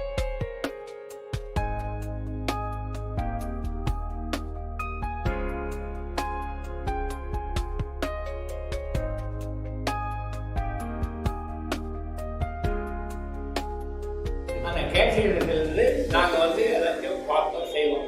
ஒரு நாள் வந்து என்ன இது மாதிரி ஃபோட்டோ எடுக்கணும், ஸ்டுடியோ வரலாமான்னு கேட்டார். சரி வரலாம், வாங்க போகலாம் அப்படின்னு சொல்லிட்டு நான் எடுத்து போனேன். ஸ்டுடியோவில் போயிட்டு ஃபோட்டோலாம் எடுத்தோம், என்னமோ ஃபோட்டோலாம் எடுத்தாலும் கடைசியில் வந்து இவரை வந்து புலித்தோல் உட்காருவாரு, யோகி பண்ணுற மாதிரி எடுக்க சொன்னார். எடுத்துட்டோன்னே என்ன ஆச்சு, ஒரு ஜான் 1.5 ஜான் மேலே ஏறி வந்தார். எங்களுக்கு சிலிச்சு போச்சு. உடனே நாங்கள் வெளியில் வந்துட்டோம்.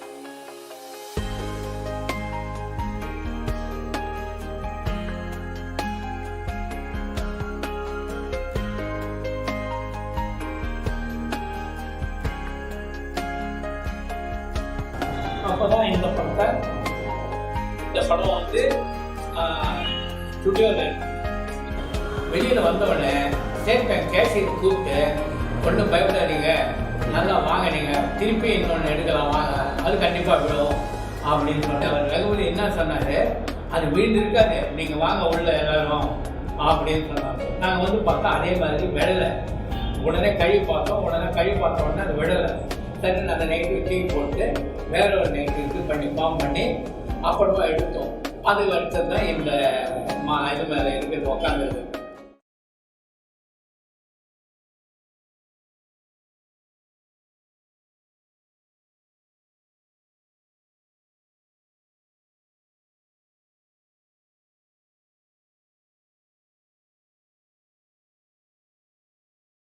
Hotel in Tiruvannamalai, Sri Upadhyaya Ayya had witnessed levitation in his own restaurant. Swamiji recalls, once Yogananda Puri and he went up to Udupi Hotel, and I was also with him. Somebody came and asked Yogananda Puri in a very disturbing way, I heard that you can make people levitate. Can you do that to me? Yogananda Puri jovially told him, pay for this coffee, then I will do. That guy said, all right, I will pay for all the 3 coffees. Swamiji explained that the man paid all the 3 coffees. Yogananda Puri actually made him sit on the dining table and told him to hold his nostrils and did something for 3 or 4 minutes. Then suddenly he pulled that dining table out from under the man and he was levitating. He was there in the air. Today, the hotel owner is still Swamiji's devotee. Throughout Swamiji's childhood, he witnessed his leelas as the avatar of Paramashiva. Swamiji would be sitting for long hours in the temple. He would also sit at the Ayyankulam, a pond in Tiruvannamalai. The people here would think he is a mad person. They said the same thing of Visiri Swami, who is Yogi Ramasurat Kumar also. They used to have the yoga classes upstairs in the hotel, as well as in the Kritika Mandapam in the Arunachaleshwara temple. He has come many times to the hotel here, and Swamiji would come with and without Raghupati Yogi here. Raghupati Yogi used to talk a lot to me sitting here, and he is a good Jivatma, a soul. This is just a couple of voices collected from the thousands whom Swamiji made a colossal impact on from a very young age. After this experience, Swamiji began transmitting this experience to every being he came across. Once during a Ask the Avatar session, where Swamiji was asked questions from Facebook and at the general public, Swamiji described how he began his public life, enriching the world. What is the best way for enriching? How did the Avatar himself began a whole mission just for enriching? Let's watch that Swamiji described that right now.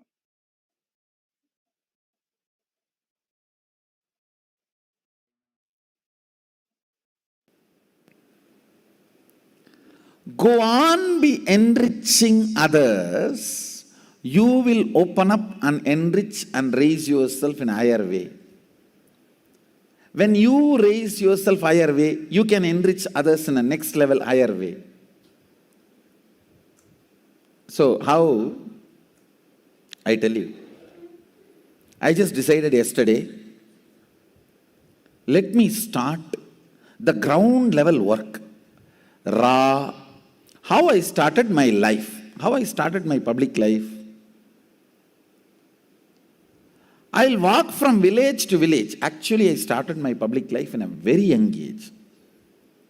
Immediately after 12,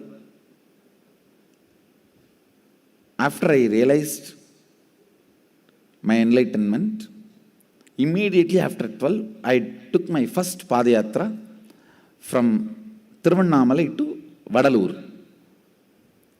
And that Padayatra is my first enriching Padayatra, as per my Guru's instruction. See, I should say, I started organized public life in 2000. But my public life started when I was 12. In, I think, 1984. That's the age I was 12. That's the year I was 12. So my public life started that time itself, 1984 itself. So understand how I started my public life. One person at a time. I'll walk from village to village and carry a kavadi. Kavadi means a bamboo stick, both sides, two parts will be hanging. So I'll receive whatever people offer in both parts. One part for me, one part for the deity. To the temple I am traveling. So it is not that I was going from Tiruvannamalai to Vadalur directly. I was making, from Tiruvannamalai, first I decided, I'll go to that nearby, there is a place called Somasipadi.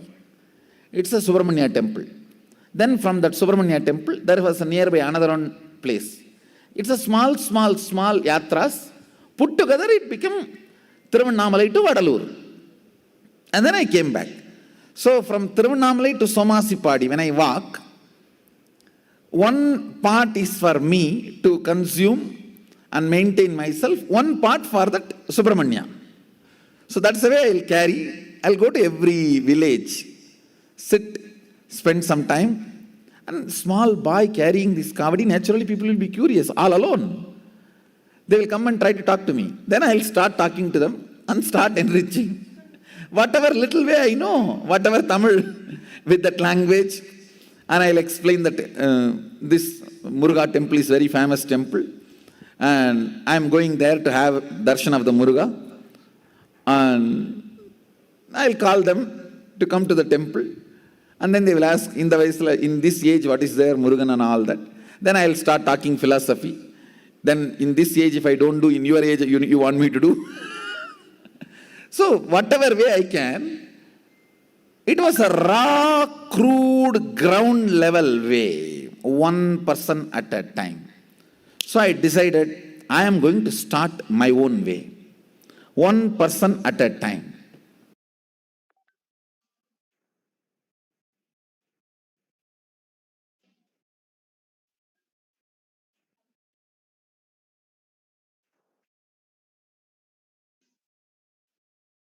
The moments that the bystanders and the people who he crossed in his journey might have been fleeting, but the impact of those moments were everlasting.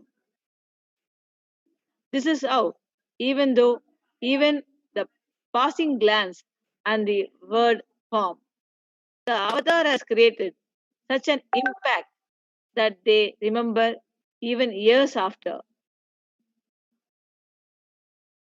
Every moment of Swamiji's relatives, the people from the town of Tiruvannamalai, all remember the avatar for the way that he entered into his life and transformed it for the better without them even knowing. Let's now take a few minutes to indulge ourselves the sweet memories of the young avatar.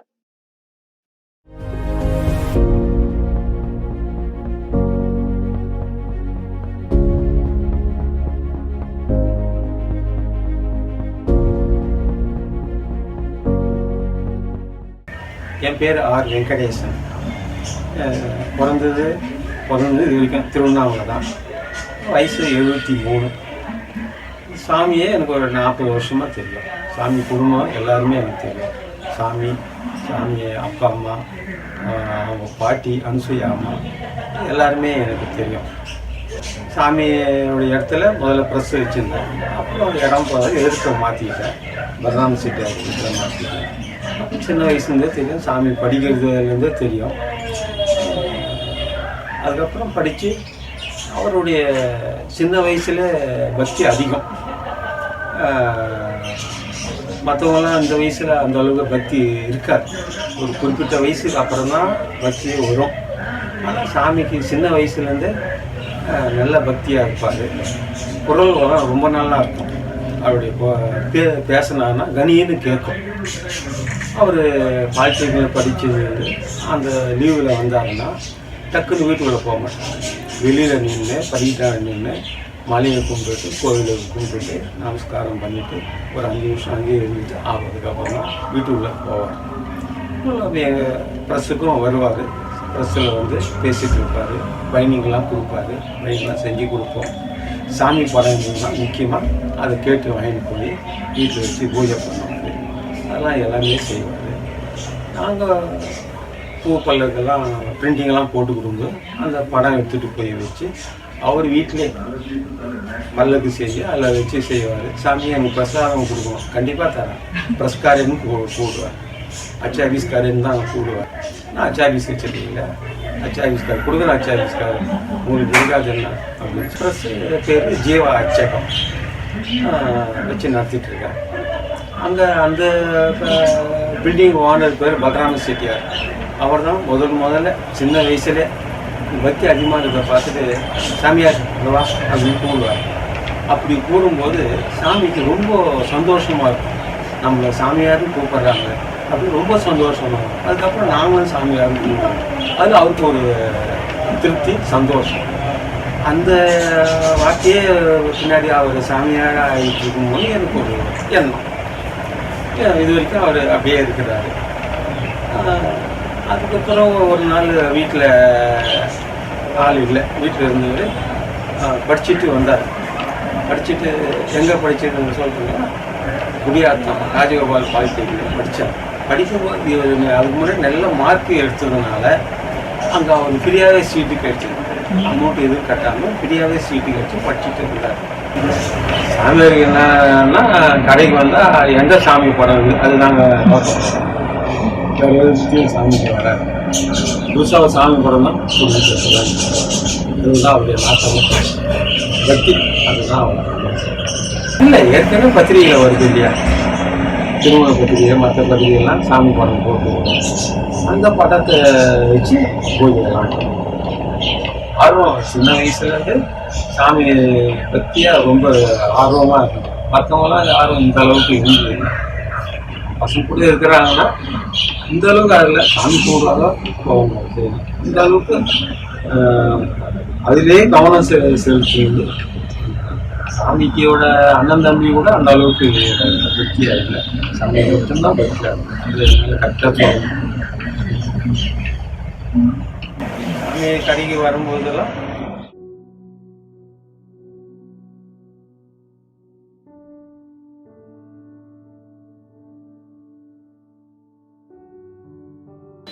Annamalaiyar அண்ணா போற்றி, கண்ணார் கம்மிலே கையிலே போற்றி.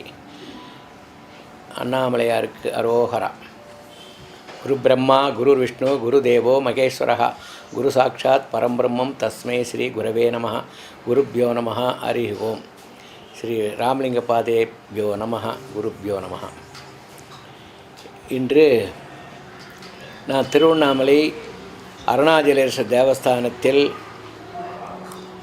என்னுடைய பாட்டனார் வெங்கட சுப்பிரமணிய குருக்கள், சோனாத்திரி குருக்கள் வழியாக ராமலிங்க சிவாச்சாரியார் சாமூர் சிவாச்சாரியுடைய மகனாக பிறந்தவன். எங்களுடைய வாரிசு பெரிய குருக்கள் வகைராவை சேர்ந்தவர்கள் நாங்கள். என்னுடைய பெயர் பட்டம் எஸ் ஹாலாசிநாத சிவாச்சாரியார். நான் 2 துறையில் இருந்தவன். ஒன்று ஆசிரியராக பணிபுரிந்தவன். அதே சமயத்தில் மூதாதையர்களுடைய ஆன்மீக பக்தியின் காரணமாகவும் எங்களுடைய வம்சாவளியின் காரணமாகவும் கோவிலுக்கு நித்திய கைங்கறி செய்து கொண்டிருந்தேன். அப்படி கடைசியிலே அண்ணாமலையாரிடம் பணி செய்து கொண்டு இருக்கிறேன் ஆன்மீக பணியிலே. அப்படி வழியிலே என்னுடைய மகன்கள் 3 பேரும் இப்பொழுது பணியாற்றி கொண்டிருக்கிறார்கள். நித்யானந்த சுவாமிகளை பற்றி சொல்ல வேண்டுமானால், அவர் திருவண்ணாமலையிலே பிறந்தவர். நித்யானந்த சுவாமிகள் அவர் சின்ன வயசிலே ரொம்ப ஆன்மீக பக்தியுடையவர். கடவென்பால் அன்பு மிகுந்து காணப்பட்டு இருந்தார். அவர் தினமும் காலையில் மாலையிலும் கோவிலுக்கு தரிசனம் செய்வது வருவார். அப்பொழுது கோவிலிலே நித்திய பூஜை நடைபெறும் போது அங்கே பணிகள், அவருக்கு உண்டான என்ன பணிகள் செய்ய முடியுமோ அதை தீபாராதனை, அலங்கார தீபாராதனை முதலெல்லாம் அழுக்காக இருந்தால் அதை துடைத்து வைத்து நல்ல முறையில் செய்து வைப்பார். இப்போ கீழே உள்ளே இருக்கிற இதுக்கு தரையில் சுத்தம் செய்து வைப்பார். அந்த மாதிரி பலவிதமான அந்த காலத்தில் சிறு வயதிலிருந்தே அவருக்கு ஆன்மீக பற்றோடு செய்து வந்திருந்தார். கோவில்லையும் சில வேலைகளை யாராவது குறை இருந்தால் அவர்களுக்கு பதிலாக இவரும் கிட்ட இருந்து ஆன்மீக பணி செய்து வைப்பார். நைவேத்தியில் கூட வருவது, உடல் அடித்து வருவது, ஒரு பணியை ஆற்றி சுவாமியை சுமந்து கொண்டு பள்ளியறை முடித்து வைப்பார். இப்படி அவர் பலகாலம் அந்த ஆன்மீகத்துடைய பணியாக இருந்ததினால் அண்ணாமலையார் அருளாலே அவர்களுக்கு மனம் சாந்தி அடைந்து அவருக்கு ஞானோதயம் பெற்று இப்பொழுது பெரிய சுவாமியாக இருக்கிறார். மிக்க மகிழ்ச்சி. அவருடைய ஆசிரமத்துக்கெல்லாம் நான் போயிருக்கேன். அங்கே நல்ல முறையில் மிக நல்ல முறையில் நல்லதாக செஞ்சிருக்கிறார். ஆகவே அவருடைய ஆன்மீக பற்றி மேலும் வளர வேண்டும் என்பது அண்ணாமலையார் அருளை பிரார்த்தனை செய்து கொண்டு அவர்களை வாழ்த்துகின்றேன். அப்புறம் நாங்கள் கோவிலில் வேலைகள் ஏதாவது வீட்டில் ஏதாவது விட்டுட்டு வந்தாலோ இல்லது கோவிலேருந்து ஏதாவது எடுத்துக்கொண்டு சொல்லக்கூடிய நைவேத்தியம் மற்ற பொருள்கள் எடுத்துக்கொண்டு செல்ல வேண்டும் என்றாலும் அந்த நித்யானந்த சுவாமிகள் அன்போடு பணிவோடு அதை வீட்டுக்கு எடுத்துன்னு வந்து கொண்டாந்து கொடுத்துட்டு திருப்பி வந்து கோயிலுக்கு வந்து பணிகளை செய்து விட்டு போவார். ஆமாம், அபிஷேகம்லாம் பண்ணாக்கா விடாத பார்த்துட்டு இருப்பார். நல்ல பக்தர். இந்த போற்றி தமிழ் போற்றி அதெல்லாம் பாடுவார் அவர். நல்ல என்ன அதெல்லாம் நல்லா பார்த்து எல்லாம் செய்வார் அவர் அந்த காலத்தில். எனக்கு இந்த இது கூட வந்து பொக்கிஷத்துலேருந்து பொருள்கள் எடுத்துக்கொண்டு வர்றதுக்கும் அவர் உதவி செய்வார். நகைகள் எடுத்துக்கொண்டு வர்றது, ஆடைகள் எடுத்துக்கொண்டு வர்றது, இதெல்லாம் உதவியாக கோவிலில் உள்ள என்னென்ன பணிகள் அவரால் செய்ய முடியுமோ அத்தனை பணிகளும் செய்து வந்தார். மிக நல்ல நந்தவனத்தில் சுற்றி இருக்குது. அங்கே அந்த காலத்துலேருந்தே இருந்தது, இப்பயும் இருக்குது. அங்கேருந்து பூ வரும்போதே காலையில் பறித்து எடுத்துன்னு வந்து சுவாமிக்கு சாத்துவார், சொல்லுவார், சாப்பிட சொல்லுவார். அதே மாதிரி சாயந்தரத்துலேயும் கொண்டு உற்சவ காலங்களுக்கு காலை மாலை 2 வேளையிலும் சுவாமியோடு கூடையே இருந்து பணிவிடைகளை செய்வதற்கு மறக்க மாட்டார். கூடையே சாமியை நடை ஆரம்பிக்கிறது முதல், உற்சவம் ஆரம்பம் முதல் முடிவு வரை கடைசி வரல இருந்து சுவாமியை பள்ளியறையில் சேர்த்து விட்டு தான் வீட்டுக்கு போவார். அந்தளவுக்கு நல்ல குணங்கள். ஆமாம், வீதி உலா உற்சவத்தில் நிறைய பங்கு கொண்டு அது முடியும் வரை இருந்து சுவாமியை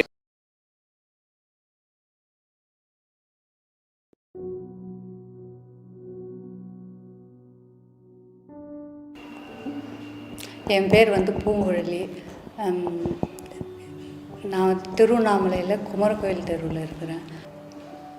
நித்யானந்தா சுவாமிகள் வந்து என்னோடய தாத்தாவோட தங்கச்சி பேரவங்க. வந்து நித்யானந்தா சுவாமிகளோட பாட்டியும் என்னோடய தாத்தாவும் அண்ணன் தங்கச்சிங்க. அவங்க பாட்டி பேர் வந்து அனுசியா, தாத்தா பேர் வந்து சுப்புராயன்.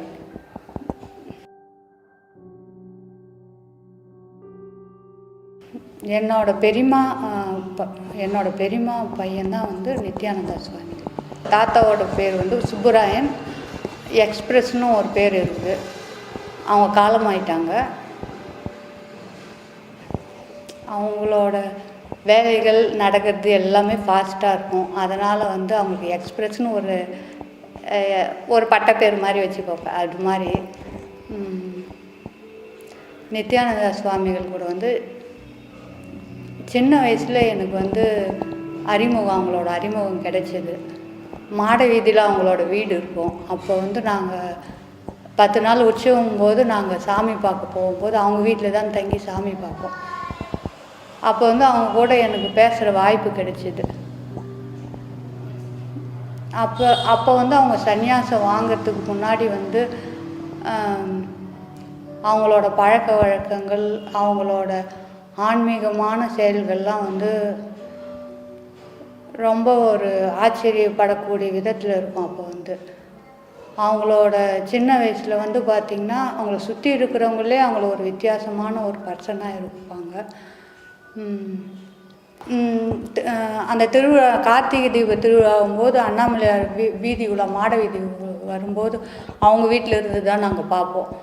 அப்போ பார்க்கும்போது அன்றைக்கி டைம் ஆகிடுச்சி. சாமி தெருவில் வீதி விழாவுறதுக்கு டைம் ஆகிடுச்சி. அப்போ வந்து நானும் என்னோடய பாட்டியும் உட்காந்துன்னு இருக்கும்போது அவங்க கூட ஒரு பேசுறதுக்கு ஒரு வாய்ப்பு கிடைச்சிது. அப்போ வந்து பார்த்திங்கன்னா அவங்க சின்ன வயசுலேருந்து ஒரு ஆன்மீகத்தில் ஒரு அதிகளமான ஒரு ஈடுபாடு இருந்தது நாங்கள் பார்த்தோம். அவங்க கூட ஒரு பேசுகிற வாய்ப்பு கிடைக்கும்போது அந்த வயசுலேயே அப்போ வந்து பார்த்திங்கன்னா அவங்களுக்கு வந்து ஒரு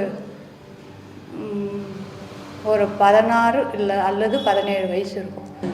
நாங்கள் வந்து ரிலேஷன் தான், ஆனாலும் அடிக்கடி பார்க்குற வாய்ப்பு கிடைக்காது எங்களுக்கு. இது மாதிரி அண்ணாமலையார் தரிசனத்துக்கு போகும்போது தான் வந்து அங்கே பேசத்துக்கூடிய வாய்ப்பு கிடைச்சிது. அது மாதிரி பேசும்போது தான் நான் தெரிஞ்சுக்கிட்டேன். அவங்கக்கிட்ட வந்து நான் ஃபஸ்ட்டு ஸ்டார்ட் ஆனதுன்னு பார்த்திங்கன்னா நான் வந்து ஒரு சினிமா பற்றி ஏதோ சொல்லி ஸ்டார்ட் பண்ணேன். அப்போ பார்த்திங்கன்னா அப்படியா அதை பற்றி எனக்கு எதுவும் தெரியாதுன்னு சொன்னாங்க. அப்படி சொல்லும்போது எனக்கு ரொம்ப ஆச்சரியமாகிடுச்சு. ரொம்ப ஃபேமஸாக இருக்கிற படத்தை பற்றி சொன்னால் ஏன் இவங்களுக்கு தெரியல, அப்படி தான் நான் ஃபஸ்ட்டு நினச்சேன். பார்த்திங்கன்னா அதுக்கப்புறம் வந்து ஏன் இது கூட தெரியாதான்னு, இல்லை நான் டிவி பார்க்கறது இல்லை தாங்க. அது ஒரு பெரிய ஷாக் எனக்கு. அப்போல்லாம் வந்து ரொம்ப எல்லாருமே டிவி பார்க்குறவங்க, டிவி சினிமாலாம் ஏன் அப்படின்னு சொல்லிட்டு கேட்கறதுக்கா இல்லை அப்போ நீங்கள் என்ன பண்ணுவீங்க பொழுதுபோக்குன்னு சொல்லும்போது அதுக்கப்புறம் தான் அவங்களோட பழக்க வழக்கங்கள்லாம் சொன்னாங்க. காலையில் 3 மணிக்கெலாம் எழுந்திரிச்சிப்பேன்.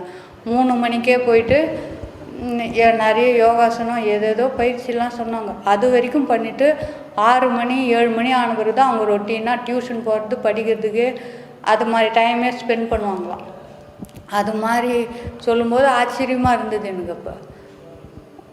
ஆனால் ஃபஸ்ட்டு அது மாதிரி ஒரு பழக்க வழக்கம் இருந்து சொன்னக்கூடியவும் அவங்க ஒருத்தர் தான் எனக்கு தெரிஞ்சு. அது மாதிரி பேசும்போது ரொம்ப ஆச்சரியமாக இருந்தது. அப்படியான்னு சொல்லி கேட்டுட்டு இருந்தப்போ அதுக்கப்புறம் அருணை நாயகி கோயிலில் போயிட்டு நாங்கள் பூஜை பண்ணுவோம்.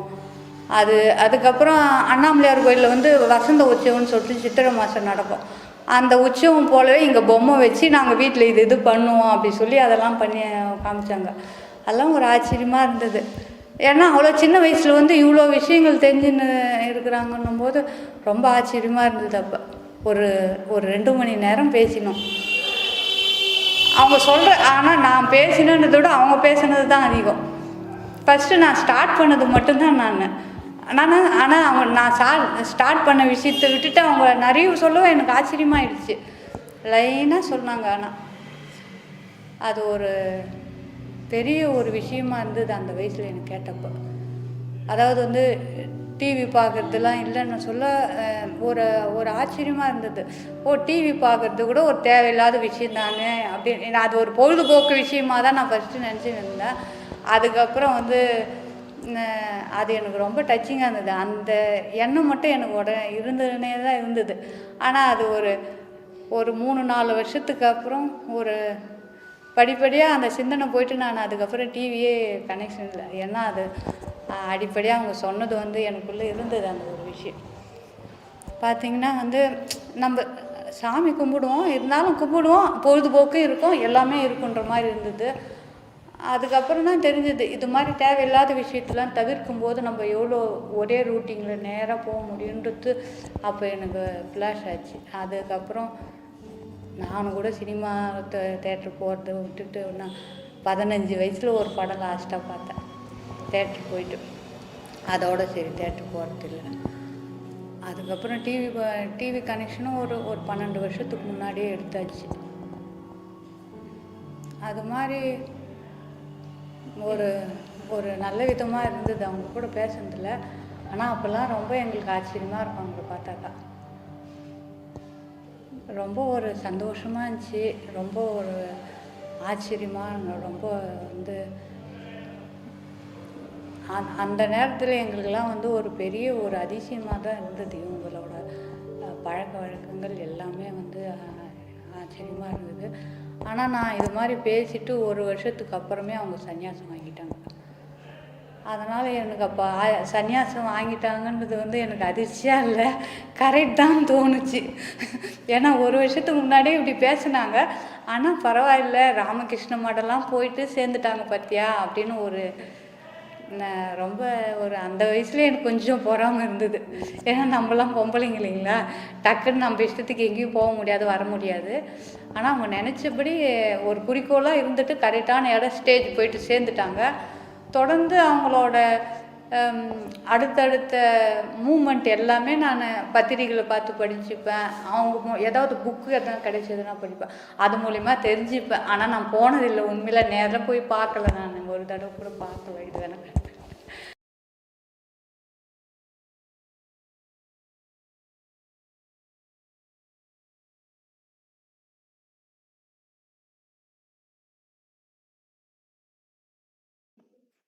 At the age of 3, Swamiji was recognized by the team of enlightened beings as an incarnation and trained in various yogic sciences of Hinduism and yoga and Hindu scriptures. At the age of 10, Paramashiva himself came as Arunagiri Yogeshwara and guide, initiated and blessed, started manifesting his energy through Swamiji. After that, the Acharya Abhishekam was performed by the 230th Guru Mahasannidhanam of Tonde Mandala Adhinam. Then the enlightened beings of Tirunamalai performed the Yoga Pattabhishekam in 1994 and declared Swamiji as the 1008th successor. The TCF fortunate coincidence from Paramashiva himself, the lineage of living stream of enlightened masters. Yoga Pattabhishekam was done formally and they handed over the tradition for Swamiji to carry on from then started the revival of Kailasha. It is almost 26 years. Swamiji narrates the experiences beautifully.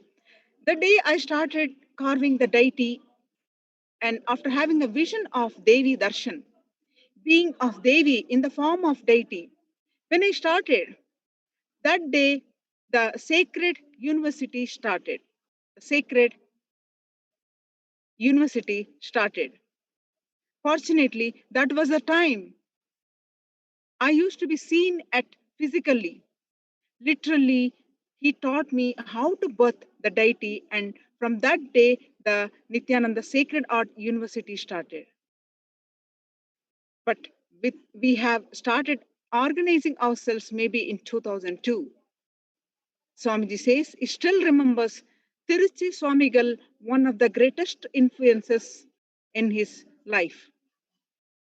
In Bangalore, he has an ashram in Kailasha Ashram. He built a huge Rajarajeshwari temple and many temples all over.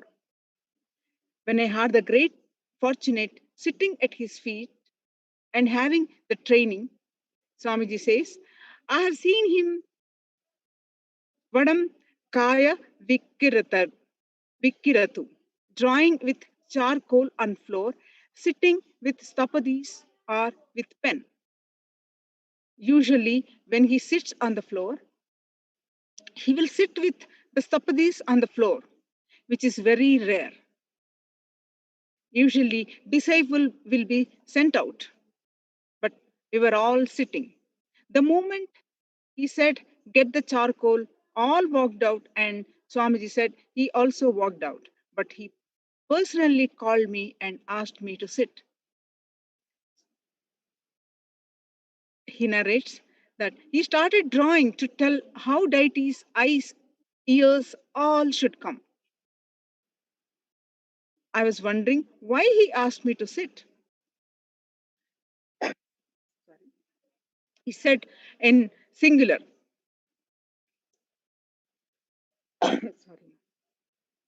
sorry, you have to build a lot. His Vak Siddhi, the word he uttered is manifesting through Swamiji. Aranagiri Yogeshwara initiated Swamiji into the science of birthing deities, and Kailasa Ashram inspired Swamiji, educated him, evolved him with more and more of presenting the culture. He is an adept, expert in temple science and temple-based lifestyle. In Tamil Nadu, there is a small community called Nattukottai Nagarattar. Their whole life is temple-based lifestyle. The whole ashram of Tiruchi Swamiji is from Nattukottai Nagarattar culture. So beautifully he will run everything. Swamiji says he used to wonder about the meticulousness which he was struggling to build the Kailasha. Meticulousness that he learned from Tiruchi Swami, that he was still building, using that meticulousness, using that to build Kailasha. He continued with the narration with the Stapadis that each object will be kept only in its place. And the way the temple is run, extremely sincerity. Arunagiri Yogeshwara initiated, inspired, and in 2002, it started evolving a university. He said, Swamiji narrates that I used to personally go to Mahabalipuram and first started with Los Angeles Venkateshwara. I wanted to start with the Ganapati. So small Ganapati, and then Los Angeles Venkateshwara. Then Nithyanandeshwara Paramashiva in Ohio. And then the university evolved. Each of the work, we are now making it as an international organization. Swamiji continued the narration that when I started going house to house and collected donation and conducted various programs and distributed prasads to every house and read the accounts to all my team, the first teamly I formed, Kailasha is born. Now we are organizing ourselves as international body, and now we are evolving into the world's largest Hindu university, and we are going to evolve more and more. The moment Swamiji says, I get up to sit from Samadhi, with what has happened in temple, have they started growing flowers like Paramashiva told in Agamas? 10 years back, I have been talking, we need to start growing flowers inside the temple. Sometimes we try, but it did not happen. But Swamiji says, we all witness that we will never rest till it becomes a regular supply. Continuous, what we witness is Swamiji's continuous, intense, sincere hard work. Now, it is our privilege and a great blessing of our lifetimes to have His Divine Holiness as our Guru and God. In Guru Gita, Paramashiva expounds on Devi Parashakti. Dehi Brahma Bhave Dasmat Tadithyanim Prakashane Sarva Papa Vishuddhatma Sri Guru Pada Sevayet. The translation of this verse is, when one surrenders to the feet of the Guru and serves him, his sins will be washed off and his mind gets purified. Then he becomes part of the Godhead. So it is the service at the feet of the Guru is the ultimate. And the Guru Gita also says, Avidya Mula Nashaya Janma Karma Nivrittiye Janma Vairagya Jnana Vairagya Siddhyartham Guru Padaram Guru Pada Padodakam Vibed. The translation of this verse is, if ignorance is to be ruled out, the actions which are the causes of births are to be set aside. The knowledge, detachment are to be attained. One must drink the oblations of one's Guru. So it is established that drinking of the oblations of one's Guru will bring in purification, annihilating all his sins. Not only that, the inner light of knowledge thereby shines bright. As a result, the person steps out of vicious circle of births and deaths. To understand the sacred, beautiful Guru-disciple relationship, today let's learn some more sharing of Swamiji's relationship with his Guru, Arunagiri Yogeshwara. The fundamental principle of Sanatana Hindu Dharma is Guru-disciple relationship. And fundamentally, the primary secret to make it successful, what is the success of Guru-disciple relationship? You realize the oneness with Paramashivatva. You realize the ultimate. That is the success of Guru-disciple relationship. That is the purpose. the fundamental primary secret, the Rajavidya, Rajaguhyam, the royal knowledge and the royal secret is to make the guru-disciple relationship successful in realizing. By his state, he is compassionate, all-encompassing, all-committed and non-demanding. He is more responsible than you. He is more passionate than you.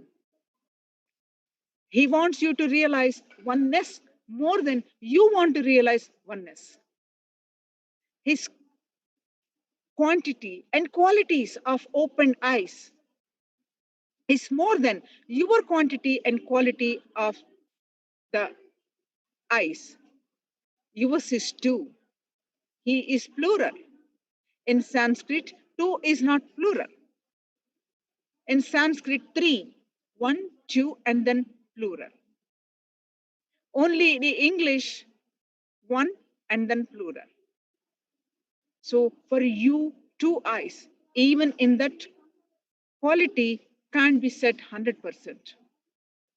He's more than two. It's plural.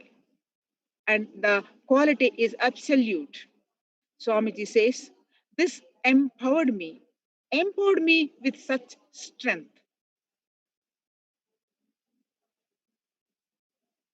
He says, Varum Padi Sollinai Vantu En Podi Ala in Tamil. It's very sweet dialogue between Paramashiva and Ramana Maharshi. Ramana Maharshi says, you called me, I came. Now come on, come and do what needs to be done. Swamiji beautifully explained the guru-disciple relationship, that his integrity is million times more than my integrity. His responsibility is billion times more than my responsibility. His authenticity is trillion times more than my authenticity. His enriching is zillion times more than my enriching. That gave me the restful awareness. That empowered me my very core. That empowered me to jump. We need to understand. Otherwise, it is impossible to cooperate with him, especially with the whole being. See, when he holds my hand and takes me into his cave, it is literally a death process. Swamiji continues to narrate, like he will just pull me and out of the body. Like how the snakes leave the skin and go, that is exactly the way he will pull. Even if you have one thought of fear, he will not be able to pull. He will say, rest, we will see tomorrow. I was able to just go with him without even having one thought of fear when he pulls me and walks. Because I was empowered with cognition, he's a good guy. Very simple words, Swamiji speaks about his guru. He is compassionate and love. The fundamental secret of making guru-disciple relationship successful. With this, it has now come time, the most awaited part of our day, the Nithyananda Satsang.